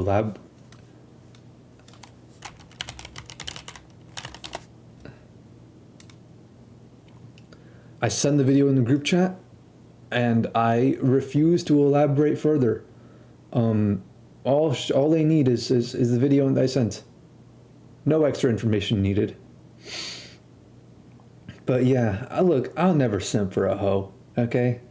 Not back then, not now, and never in the future. Actually, there was one time. But that's a story for another day. I might tell that story next. So, actually, I said I was going to talk about the cruise, right? So I will tell that story next.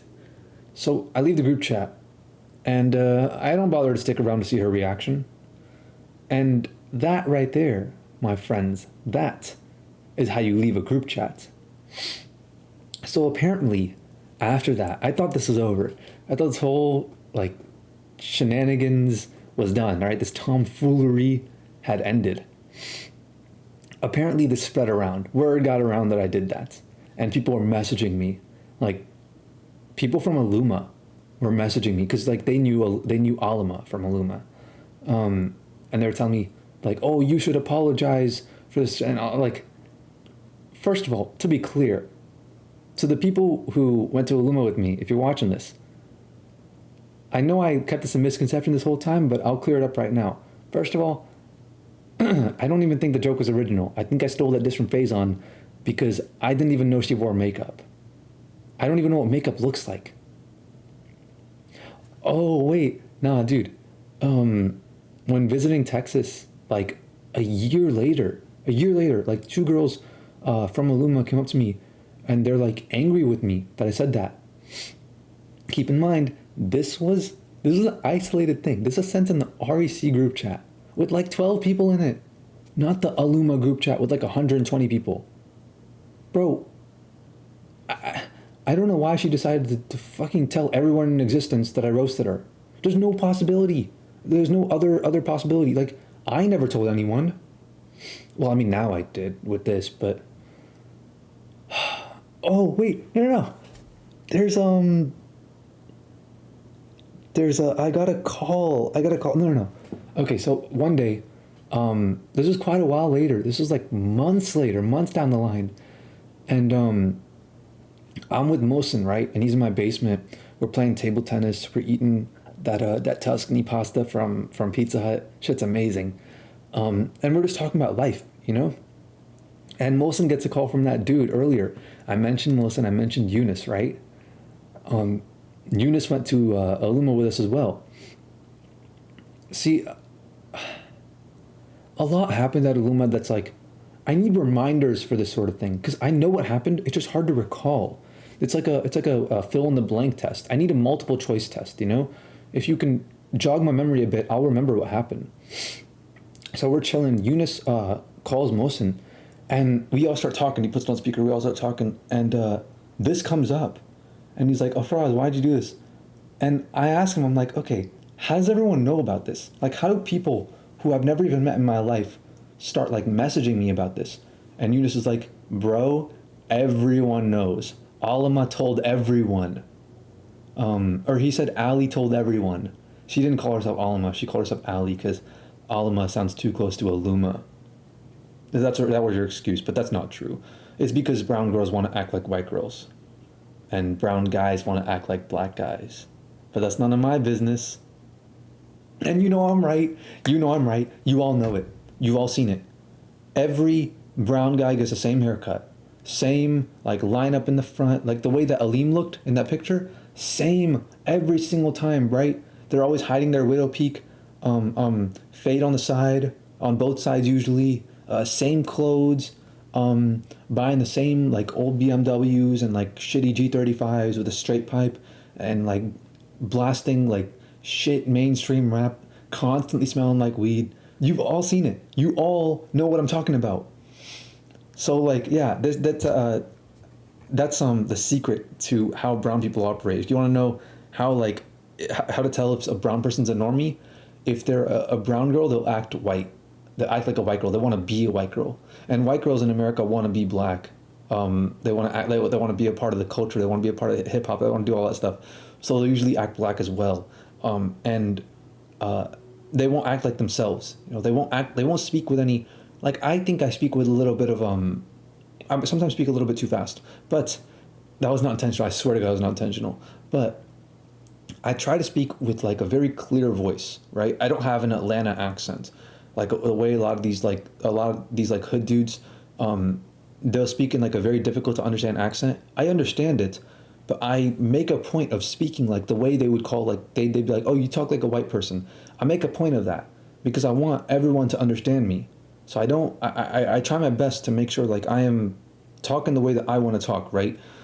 But if you want to know if they're normies, the brown girls will try to act like white girls, and the brown guys will try to act like black guys. And that's the I just cracked the code, all right? But what I was saying, okay, yeah. Eunice, he literally says, he confirms it. He confirms to me, I knew it was Alia that was, or not Alia, I knew it was Alima. I know a different Alia. I knew it was Alima that was like out here, like shouting it from the rooftops that I'm the one who did this. But now I have literal like actually I don't know if that, now that I don't know if I could take what Eunice says at face value, because this dude, like, let me tell you about this dude actually. Okay, so if you watch me, you know, like, when I was a teenager, I spent most of my time just listening to girls tell me stories. Like that oddly specific phrase, that's what I spent the majority of my time doing. Because I like just listening to stories, and they open up. I listen to anyone, actually, who's willing to open up about their stories and emotions. Guys didn't open up about their emotions. Girls did, easily. In fact, they were like happy to do so. It was effortless. So over the years, I got really good at just like listening, right? And ultimately that's what I wanted. I'm addicted to story. I still am. And movies just don't cut it for me anymore. TV just doesn't cut it for me anymore. I need something a bit stronger. I need a bit more potent of this drug. Anime still does it for me, but I've been getting jaded to anime kind of ever since college actually, where we had to start analyzing film. But I guess that's the downside of going to art college. If you truly enjoy art, I would recommend never going to art college if you truly enjoy art. But yeah, I did the same sort of thing at Ummah. I would just try to extract milk as many stories as I can out of these people. I tried to do that to a bunch of girls. Honestly, Ummah I wasn't all that successful with. I was much more successful back at home, where I can establish a bit of a rapport, right? But I had a reputation because they knew, like people over there knew, oh wait, that's the guy that got blacklisted from Mosaic and that sort of thing, you know? So I had a bit of a reputation. And okay, wait, I was saying, okay, so I still got stories of a bunch of girls, and one of these girls, her name was Faiza. And she, wait, their picture was up there. They were both up there. Aleem Banjwani.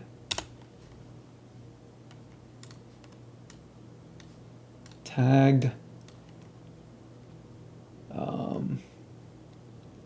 So yeah, this was the Jirania cousin. That's Anam. Where the hell is it? Yeah. Okay. This is Eunice. This is Faiza. Eunice, Faiza. So this dude, this is Faiza. She's extremely short. Damn, I guess there's no pictures of her height. I mean, okay, right here. Wait. See, he wasn't the tallest. Okay, yeah. No, wait, this is it. You look at like everybody else in this picture. Remember, I showed the video earlier of how short Mohsen was. Dude, look at that. But yeah, that's them. And that's Asmir, I believe. Wait, no, that was. And I don't know. It's so hard to tell. People kind of blend together in my memory after a certain point. But Faiza was one of these girls that I was like, hey, I can get a story out of her maybe. So I should give it a shot, right? It's crazy, dude. First of all, let me get this straight, okay? She looked like a middle schooler in camp, okay? And like I said earlier, I was not interested in hooking up with these girls. I'm not into Desi girls, dude. I don't like them. It's very rare that I'll find a Desi girl attractive. There's a couple from my childhood, but that's it. And that's because it's childhood and it's rose-tinted glasses, all right? So I was not interested in hooking up with these girls. See, at this point, like, Ming Dynasty pussy got these dudes acting unwise, all right? I'm smarter than that. I've got a bit more self-control than these other guys. I can't blame them, right? I was the same. In fact, I was actually, it's not that I was the same earlier. I was the same even during camp. I was just addicted to something else. They were on that dopamine wave. I was on my oxytocin wave, all right? All I wanted was to hear some stories. Actually, I was on my oxytocin and adrenaline wave. And like other norepinephrine and all that. But I don't want to get into, look, I'm not trying to sound like a fucking nerd, okay? So, I start talking to Faiza, like randomly, like in passing, right? And I notice she's one of the ones who I have a bit of like a not like chemistry with, right? But it's easy to talk to her. Like I can flame her, she'll flame me back with no hesitation, right? There's very little hesitation in our speaking. Like I don't need to think about what I'm saying, and she doesn't need to think about what she's saying with me. So it's like we're able to communicate at a very high bit rate with very high accuracy, relatively speaking, instantly. There was no effort beforehand that we needed to put in. And now, during camp at least, Eunice was dating Faiza. It's so crazy, dude. She looks like some like Disney channel, like Mickey Mouse or something like. I don't know how you whatever, man. To each their own. But yeah, Eunice was dating Faiza. And this is about Eunice, by the way. It's not about Faiza. So after talking to her in passing like 2 or 3 times, it was like over the course of a day, right? And I'm like, hey, fuck basketball. Go grab a drink. Let's go sit on side and talk. And by drink, I mean like water. We're at Ummah, dude. So we leave the basketball court, or I think she was already off, but I leave the basketball court, and Eunice is still there. He's on the basketball court, and he's watching like a fucking hawk, dude. And again, I have no ill intention, okay? Well, it's in the eye of the beholder. Maybe using people for as many stories as I can possibly get to satisfy my own addiction, maybe that's ill intention. I don't know. But I don't have the ill intention that people might think I have in this situation. So we sit down, and I go like, a life story, run it, you know? And she starts talking. And Eunice is far away. He's like way on the other side of the building in the basketball court, right? He's playing. And I pay attention to what she's saying for like 2 seconds, right? Bro, fucking not even a sentence into what Faiza is saying, not even a sentence into her telling her story, I look at my right and I see Eunice standing next to us. We're sitting down. He's like standing above us, trying to look all intimidating. This dude fucking teleported. So he's like, hey, hold up. And then he pulls her to the side. And they talk for like, I don't remember, like 30 seconds, a minute 30, something like that. And then she comes back, comes to me again. And Eunice is still standing there like far further away. And I stand up because I know what just happened, all right? This isn't the first time this happened. This happened all the time throughout middle school and high school. But I never expected somebody as cool as Eunice to be such a pussy to do it. Because she comes up to me and she goes like, we can't really talk about this anymore. And I go like, I know, don't even worry about it. Because it's like, I'd seen this before. This has happened plenty of times. But it's like, dude, Eunice, come on. You're this dude was scared of me taking his girl. Not even taking this dude was scared of me threatening their relationship. Like I'm a guy who sits inside all day. I'm inside. I have blackout curtains right now because I don't want to see the sunlight. I'm on Discord all day playing fucking Roblox and Brawlhalla. I play no sports. I have shit hygiene. I have yellow teeth. I live in a different city than them. At the time I weighed 84 pounds. I probably weighed less than this like 4 foot tall girl. And I had never, and still to this day, have never had a girlfriend in my life. Eunice was scared that guy, the guy who has all of these like ridiculously stupid characteristics, was gonna be a threat to their relationship. Well, that's flattering. It makes me feel warm and fuzzy inside when I think about it. You think that I'm that competent? You must think very highly of me. I mean, like, okay, he didn't have the right idea, but his instinct wasn't wrong. Like, I'm Captain Jack Sparrow. If I fall for you, there's gonna be trouble. Because I'm in a position now where, in my life, where I decide who I end up with. Not like the girl choosing me as one of her options, right? I'm the one who's choosing now. So it wasn't like I was incompetent like how I'm making it out to be, right? I'm better about my hygiene. I weigh quite a bit more now. Going to the gym. I don't play video games like that anymore. I got shit going on, right?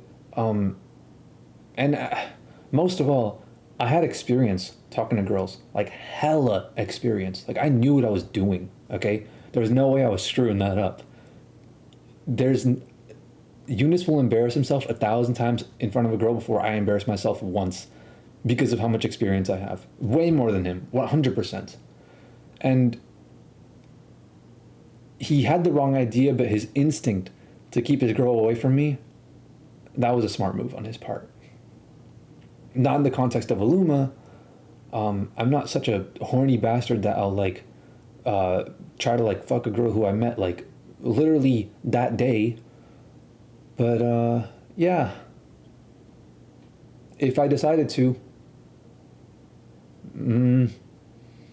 it probably would have happened. Not with Fiza. I mean, they were dating. I wouldn't. First of all, I would never do that. Second of all, on some real shit, trying to hook up with a girl who is in a relationship is actually a serious challenge, like a really serious challenge. You have to be on some shit to even attempt that sort of thing. And I wasn't that experienced with talking to girls in that sort of context. I was more experienced with just listening to girls, but ultimately that's what they want. They just want to be listened to. But yeah, a lot of shit happened at Illuma. I'm not even close telling the full story, dude. Like there was the rap at the end of the talent show. There was that song we made where we did like a beat switch where we went from like Redbone where we switched it up to like I Love Kanye, which we weren't allowed to do, but we did it anyways. Oh shit, okay, wait. The best moment, dude. The best moment see, all these moments were cool, right? I said some like cool shit. But the best moment in Illuma, by far, it's like the small things that matter, right? And this moment right here was just like pure magic. And like people who went to Illuma with me may think differently. They may disagree with what the best moment is, but to me, it's like this one little thing, this one little insignificant thing that most people probably forgot. And I'll explain why as well. So the guys' dorms, like I said, were a mile away from the girls' dorms, and the girls' dorms are right next to where everything else is. Like everything is in one spot, and the guys' dorms are just super far away from it. And usually if there was some sort of activity, the girls would show up first, right? Sometimes we'd show up first, but usually we'd show up second. And if it was something like Jamaat Kana, then we would just have to leave like 15 minutes earlier to get there at the same time. So we had less sleep. We had less time to shower. We had less time to like do stuff generally, right? Because we had to keep going back and forth to our dorms. But also, when it came time to do stuff that involved like traditions or something, for example, like with eating, like everyone is supposed to get food at the same time, because we all say some like I forgot what it's called, but it's like grace, but for like Ismailis, like for the community, for the kids. Rub-a-dub-dub, thanks for the grub. Jana mana lama, thanks for the kana, something like that, you know? And kana means food. I know kana there's a bunch of different languages combined in one. Jamaat kana means like prayer house, but it's confusing, but it all makes sense. And kana means food in that instance. So thanks for the kana means like, yeah. So I forgot exactly how it goes. I need a refresher, but that's like for only the kids like do this. Like this is how the kids say grace basically. It's like a nice little chant. Everybody says it at the same time. It's like, this is tradition, right? So we have to get there before the girls can just start eating. They have to wait for us. So they're just standing there one day. They're just ready to go get their food as usual.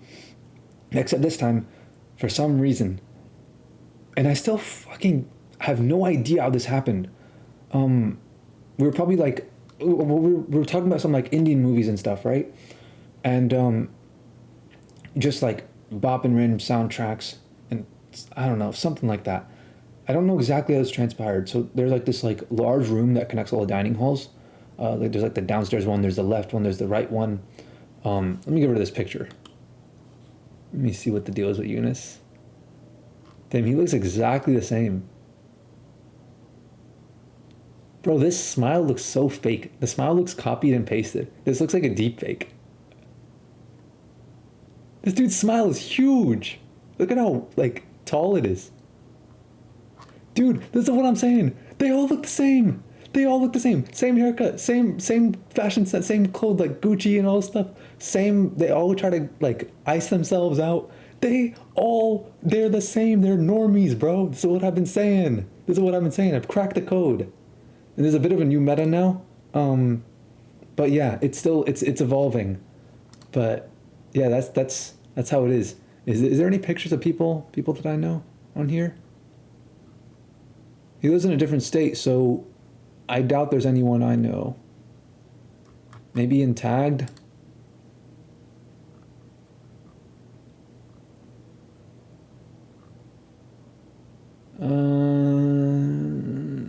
Guess not. Oh, that's Saddam. He used to live in Atlanta. We used to be really, really good friends when we were 7 years old. Then he moved to Alabama and became a fucking normie loser. So yeah. So they're chilling, right? The girls are chilling. They're waiting for us to come through. They're in like the hub area, and there's like one area where you can enter. There's only one entrance to this whole place, and it's around the corner. So like we know that they're gonna be there. We can see through the windows that they're there, and they're waiting in the hall, and we're all coming in. And once we get in there, then we can like go to like the food line stuff, right? And then somehow, like before we turn the corner, right, just unanimously, we didn't plan this out. This is the crazy thing about it. We didn't plan this out. This just happened. And I was thinking in my head, like, hey, wouldn't it be cool if we did this? Somehow our conversation led to everybody else thinking the same thing as me, which is, we all decide to start singing Kabhi Khushi Kabhi Gum, which I'm not going to play. Most of you don't know what that is, but that's actually like a classic Bollywood song. Actually, in what's it called?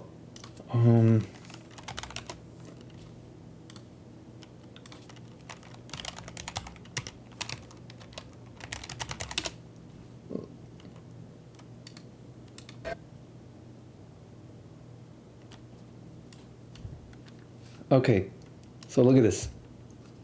The person with the most points will win. Yeah, let's get into this one. I'm doing a spot. Hello. Wow. When you rolled off your So they're trying to get this girl, right? kind of rude. I don't know. What's wrong with Gal? I don't know. No. I love the way they talk. So this is Chunks, bro. Chunks is the coolest one there. Like, KSI, he's cool and all. That's because of what he has. But Chunks is like genuinely the funniest person there.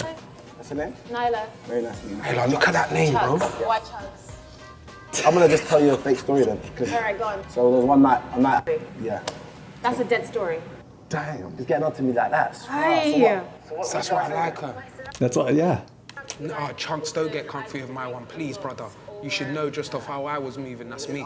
Yeah. So I'm a Muslim. So the drinking stuff, we don't do that. Could be water. Huh? Could be water, could be soda, could be slushies. I like you're smart. You think outside the box. I'm Yeah, just in the box. milkshake. Nah, he's nervous. He's not even saying anything that makes sense. This is how you know. A little word of advice to the girls out there, okay? All two of you watching that will ever watch this.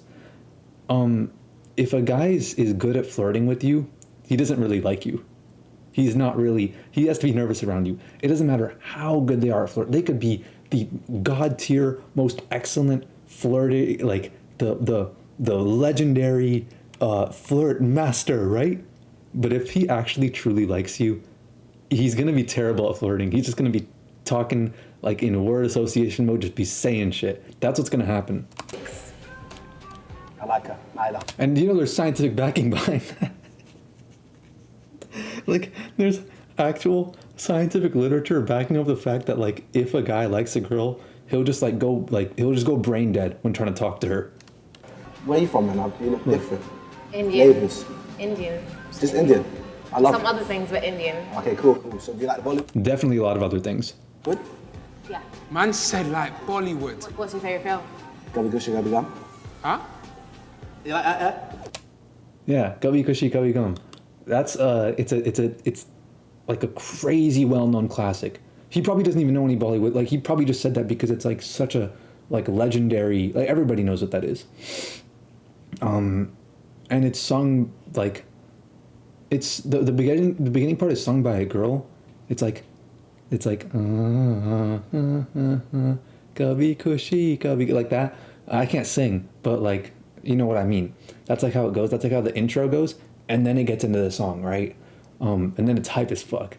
But the melody of like the tune of her voice in the beginning is like, that's like the trailer for the rest of the song, because that melody is constantly used. They're like dun dun dun dun dun dun dun dun dun dun dun dun dun, like that one. That melody is like all over the place. It's like the theme of the, it's like the underlying theme of the underlying theme. What the fuck am I saying? Am I a fucking like review YouTuber or something? But yeah, that's like that constantly repeats itself throughout the entire song in like different ways with different instruments, different vocals and all that. But like that's the song, bro. There's a lot of iconic Bollywood songs. This is like top 5. This is like top 5 most iconic Bollywood songs of all time.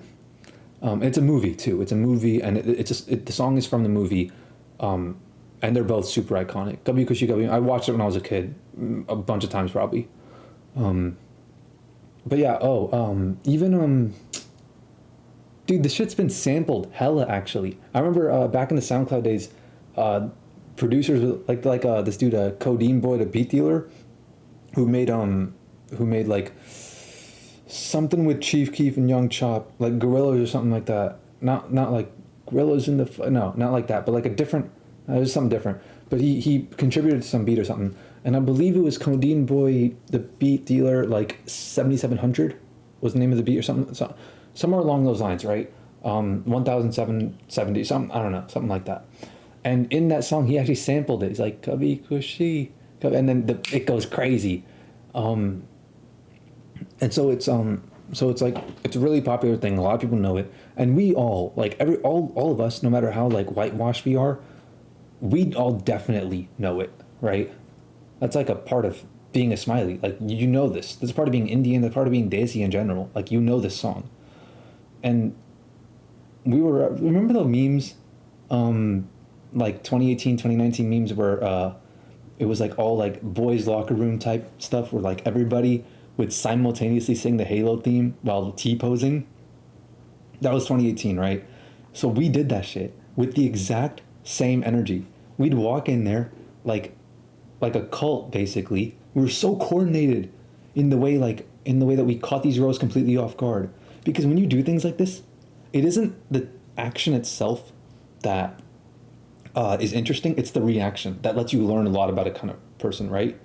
When people react to stuff, that's why everyone loves reaction so much. Everything people do is a reaction to something.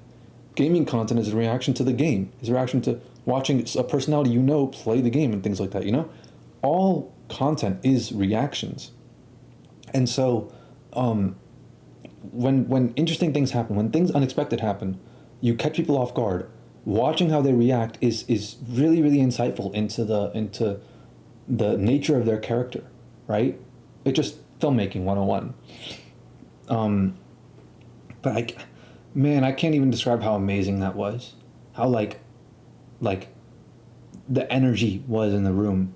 And see, like to everyone else, that's all there is, right? That's all there is to the story. We went in, we sang the beginning of Kabhi Khushi, and end of story, right? But like you have to like really think about what that entails, like what that implies rather. Entails, I think entails is the right word, but like think about it. First of all, in that moment, we were all of one mind, of one spirit. We all understand each other. Like that's what that is. It's understanding. It's being one of the boys. That's what that means. That was like our way of like letting each other know, like, hey, we are one of the boys. Because the girls, they didn't know what to do. And some of them wanted to save face and join in, and some of them like looked like disgusted. Like they were all trying to have like looking around. They were looking at the other girls. They were looking at the guys. They were trying to have the most appropriate reaction. They were trying to save face, basically, right? And some of them wanted to start their own thing to like counter us, right? It's competitive. It's complicated. There's a lot of social dynamics happening where 50 guys walk in a room all doing the same chant, and 50 girls are just left out. Even though there's just as many as them, they're left out. And it's like, in my mind, it's like, why not just simplify it, right? Simplify it down and start singing along. That's what I would have done. But none of them did that. And some of the guys actually didn't sing along either. It wasn't all 50 of us. Some of these guys were just as confused as the girls. And even though they were male, like by I don't know, gender, sex, whatever the hell you want to call it, right? Even though they were male, they had XY chromosomes. They weren't one of the boys. They weren't one of us. Part of the ship, part of the crew. They weren't that. But the boys. Wait, that's my third Pirates reference in this. But okay, like all the boys, we understood. All right, the boys, the bros, we got. And it's not even that we understood. Understanding is a different thing from having a connection. It's more than that. There's also an implication going in that we knew, because like we wouldn't have done that if it wouldn't have elicited a reaction, right? You don't do things for no reason. We knew that the girls were in there who were waiting for us, that it would be funny to get the reaction. It would catch them off guard. But it's like, if you know that, how do you know that? How do you know it'll catch them off guard? And think about what that means. If you know that other people are not 100% on board with you, that means you're acknowledging that not only are you guys the bros, not only are you guys connected, you're one of mind, one of heart, one of soul, but you're also acknowledging that other people aren't. You're cherishing, you're showing others around you that you understand the value of this connection.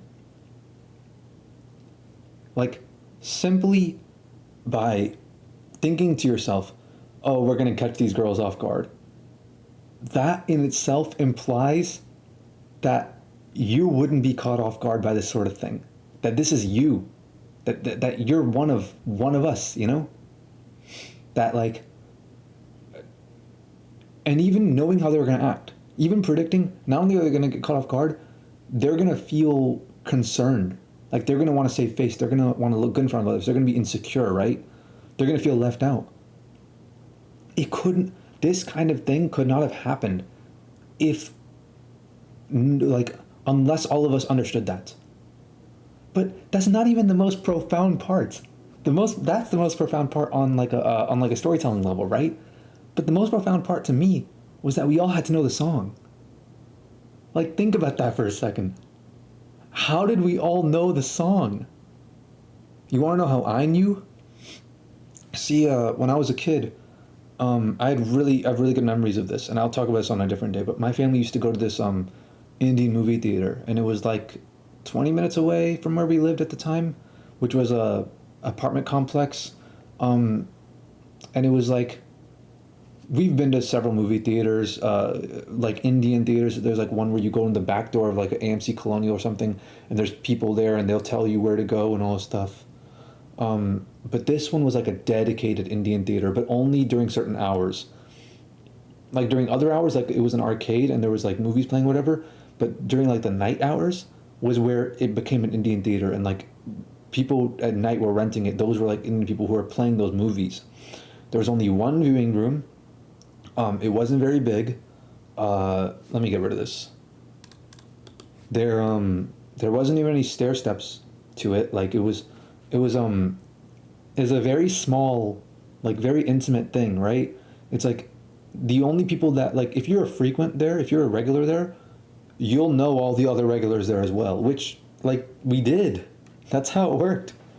And I was even talking about it at camp, and Aleem was like, oh shit, dude, I've been to the same one.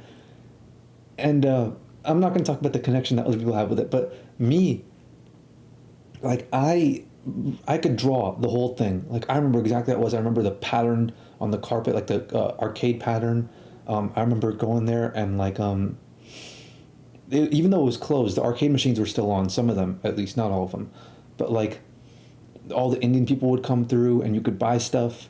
And there was like a DDR machine, and it was like the classic, like you could put quarters in it, And I was terrible at DDR, but I still loved it. And we always got like Milai kulfi and stuff like that, which is like a kind of ice cream. It's not like there's different kinds of like there is ice cream in India, but then there's also kulfi in India, and then there's also another thing.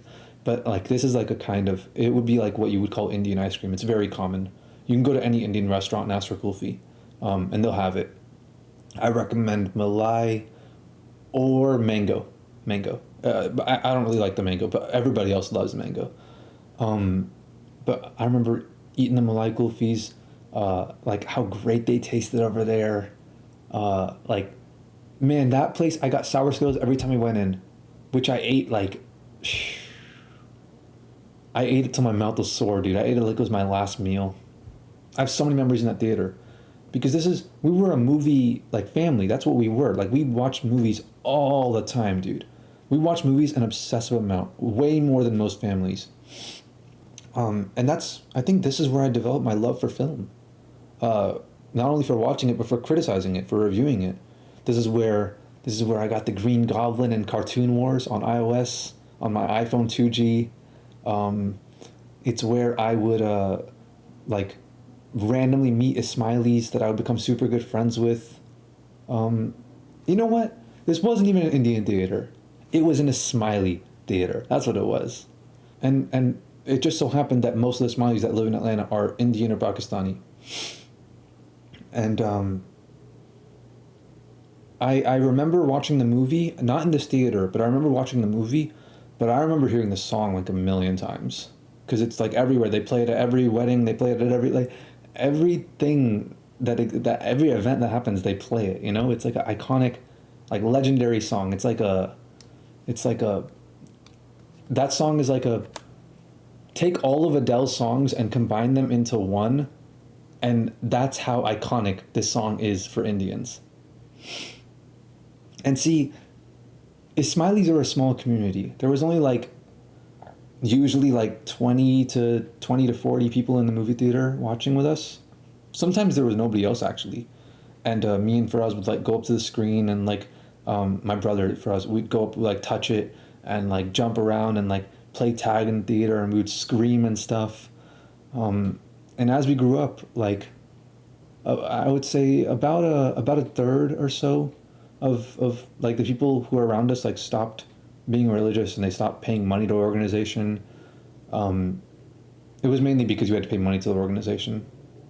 So it's like a lot of these things are like dying traditions, right? They're super uncommon. And the fact that like I don't experience this kind of thing anymore. I go around and everything is American to me. I don't get to experience the kind of culture that I was born into that I could have stayed in. Like that's gone for me. These traditions are dead for me. I don't care if I eat pork or do any of that stuff, right? I don't care about these things. There is no, I won't relate to the memes that other Ismailis have, that other Muslims have. I won't relate to them anymore. And the fact that like we're in this camp primarily because our parents are aware of this. Our parents are aware that these traditions are dying within us, and that, hey, we should make them experience it. We should make them have fun with it, you know? And the fact that like around like 40 to 45 dudes, just, we all know this song so well, as if we all had the same childhood, as if I felt a connection, a kinship with these dudes, because that was such a formative thing for me to know that song. And me thinking to myself, damn, all these guys doing the same thing as me? They're like the same person. We're a tribe. We're a family. We're kin. That's what it felt like. It's something that like people who aren't part of like a minority group will never be able to experience. Like, minority groups are privileged for being able to experience things like this. Being a part of a small group of people, like a Dunbar's number, a healthy number of people, like knowing that you're all in a tribe, that you're all a team on the same page, that you have each other's backs, that like, oh, if one of you gets into a fight, it's not going to be a fight. The rest of you guys are jumping in to help him. It'll be a massacre, and it'll be in our favor. And just like knowing that, like having that in the back of your head always, that like, oh yeah, we're brothers, you know? How could we not be? In that moment, when we were all just singing, I was thinking to myself like, wow, there isn't a drop of animosity between us. As much as we might like, you know, throw shade at each other, as much as we might hate each other before camp, after camp, as much as they might want to kick me out of chat, whatever, right now, in this very moment, we are one and the same. How could we hate each other in this moment? How could you hate someone who loves the same thing as you? How could you hate someone who has the same childhood as you, who is wearing the same clothes as you, who's wearing your boxers, who is showered with you, who's been in mosh pits with you, who is singing the same songs as you, and who thinks of it naturally just like you do? You can't. I swear, dude. You want to get world peace? You want world peace? Get the world leaders together, and instead of them making them like, oh, you need to wear suits and be all serious and put on these fancy high-end meetings and go into these places and eat the nicest Wagyu steak and lobster and all this stuff. Everything's formal, and there's we're going to do things on paper, and there's going to be wooden desks, and there's going to be photographers, and you're going to be talking with perfect grammar, and you're going to read off the script. Like, nah, dude. Just get them to wear whatever they would wear going to sleep. Have them all go into the same room, and just get them to do karaoke together. Boom. World peace achieved. That's how you do it. But that's never going to happen. Too many people take life too seriously to make that happen. Because karaoke is not serious. That is the opposite of seriousness. But yeah, it was, in that moment, it was just pure magic. It meant so much to me. Even though it was like a small moment of camp itself, and afterwards everybody was like, oh, haha, so funny, right? It means so much more than that. It's funny for a reason. It's funny because it pierces into the core of our subconscious. That's what it is. That's why it's funny. It's not funny for no reason. But yeah, that was the best moment of Ummah. And you know what? I'm actually starting to remember a bit more now. That camp was packed, yo. I'm tired of streaming. I really can't say everything. I'll have to split this off into another stream. I'm not going to do that, but like, I'll talk for a bit. Every moment of that camp, we were doing something. Every moment. Like, that's how you live, dude. Damn, I should make something like that. I should make a camp like, I'd get in trouble with the law. Somebody would probably break their skull in a mosh pit or something, you know? People need to do these things on their own accord. Otherwise, like, nobody's going to do it for you, you know? Crybabies, Karens and stuff like that, who take life seriously, who take everything too seriously. They get the government involved, they get lawyers involved. And there's no room for these institutions, these, like, Boy Scouts and all that stuff. There's no room for them to take risks anymore. Now it's like Boy Scouts, and now that doesn't even exist. It's just Scouts. So, I'm glad I experienced it, though, before that kind of thing went away. Because honestly, I don't even know how much longer Ummah's going to last. It was fun, though. It was fun. But yeah, that was the story of Ummah. Realistically, if you look at it, the government, like, if they looked at Ummah, like, deeply, they have every right to shut it down. Like, that shit was dangerous, dude. But danger is what made it fun. Okay, wait, I'm so stupid. I'm going way off track. Nah, that's fine. But okay, I got kicked out of the Ummah group chat, like I did with all my other group chats. And I meant to show this picture. And this one was for like on 9/11, I put my yearly message there, the happy 9/11 anniversary. I sent it on Snapchat to everyone, but this time I decided I'll put it in the group me as well. This is something I do on Snapchat every year. Not anymore. I don't use Snapchat anymore. But, damn, dude, Google Photos is so fucking smart, dude. Holy shit. I mean, now Google's got, like, borderline sentient AIs. It doesn't even matter that's not technically sentient. It can pass a Turing test. And that's more than enough. But I believe this is what I sent into the group chat. It was this is a bit cropped, I think, but it's happy 9/11 anniversary, everybody. And I drew this, and here's the plane going to the next building. I drew that kind of subtly in the corner. It's only a 10-second snap. It lasts a little while. There's people down there, right? Oh, I should have drew white people and black people. That would have been a bit more divisive. That would have been a bit funnier, actually. And this is just, there's the floor in the background, but yeah, I believe that's the picture that I sent. It's tradition for me. I do it every year. Last year, I didn't send it to Snapchat, but last year I took a picture of my friends and I drew like a plane cockpit around them, and I put like hostages on the side, and I put like guns in their hand and stuff like that. I did not give a fuck, bro. And I sent that picture into another group chat. But yeah, this picture right here, I legit, the group chat that I sent this into, think about it for a second. It was a 100 person, 120, 130 person group chat with like all hardcore Muslims who don't realize how barbaric their traditions actually are, which I explained earlier, like all this stuff in Kane, they don't realize how like crazy this stuff actually is, how like cultish it actually is.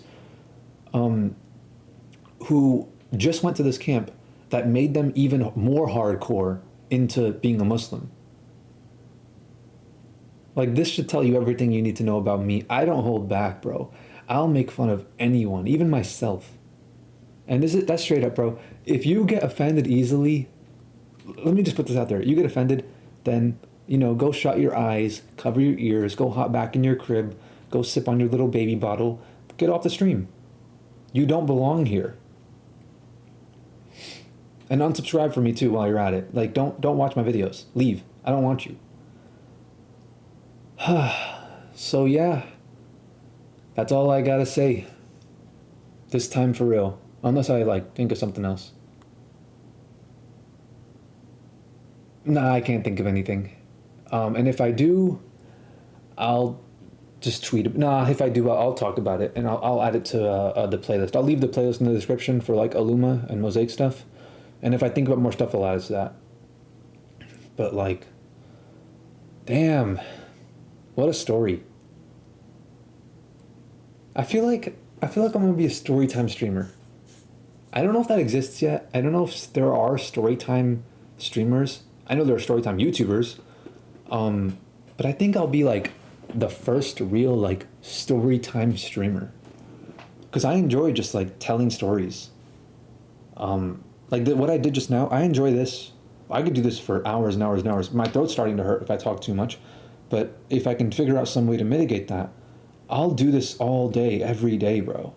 I enjoy this way more than I enjoy playing video games or whatever, What stories? Okay, I have a few things. I need to go back and check this video again because I have some. I did talk about stories that I wanted to tell next, right? So what stories? What do I talk about next? I did say a few things, but it's like I said quite a lot. What do storytime YouTubers usually talk about? I wonder if I could just do that on stream.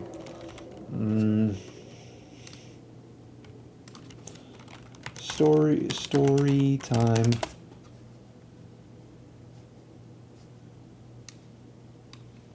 Okay. It's always, yeah, dude, the females have taken over storytime YouTube, but they always have the worst stories. If you can find the guys telling stories, you found hidden gems.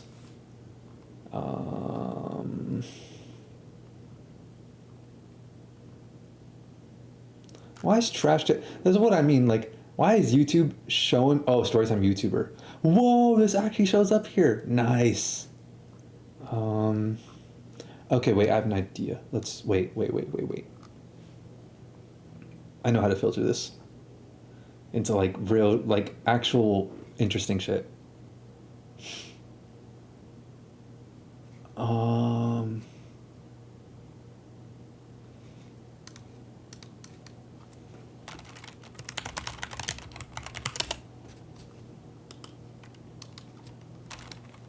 Damn, Luna's got hella TikTok like clout, Whatever happened to Tana Mongeau, Mojo, whatever? 5 million, huh? Hi, guys. Wow. Look at that. Do you remember back in the day when she was just like a story time? I guess she still is, right? But it's like, no, I guess nothing's really changed now that I think about it. Yeah, nothing's really changed. Ooh. You know, as much as I don't like Tana Mojo, that is a nice banner. That's a really really tasteful banner with the word art going on there. Really tasteful. But let's see. What's some popular shit?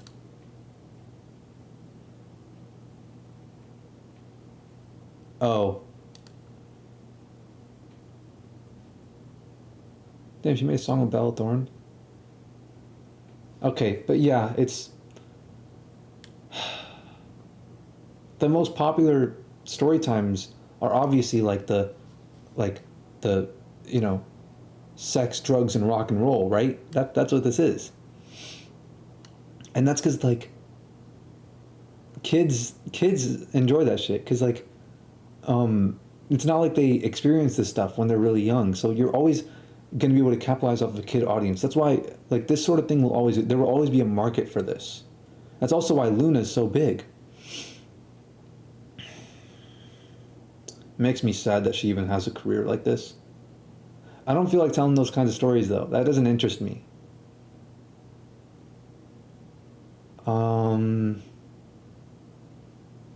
Okay, well, okay, maybe this is obligatory. I'll do that actually. Because everybody's out here talking about their first times. First time doing this, first time doing that.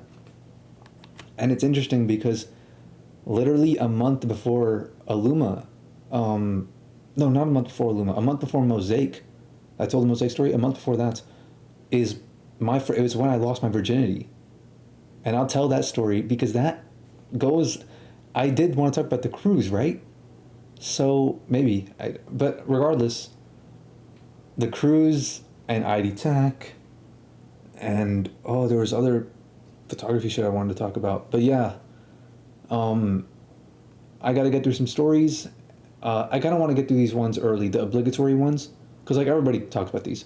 So I want to get through these stories early, be done with them, and then I'll move on to the stories that I actually want to tell. So, yeah, I'm gonna go buy some Starbucks glass bottles now. Okay, bye guys.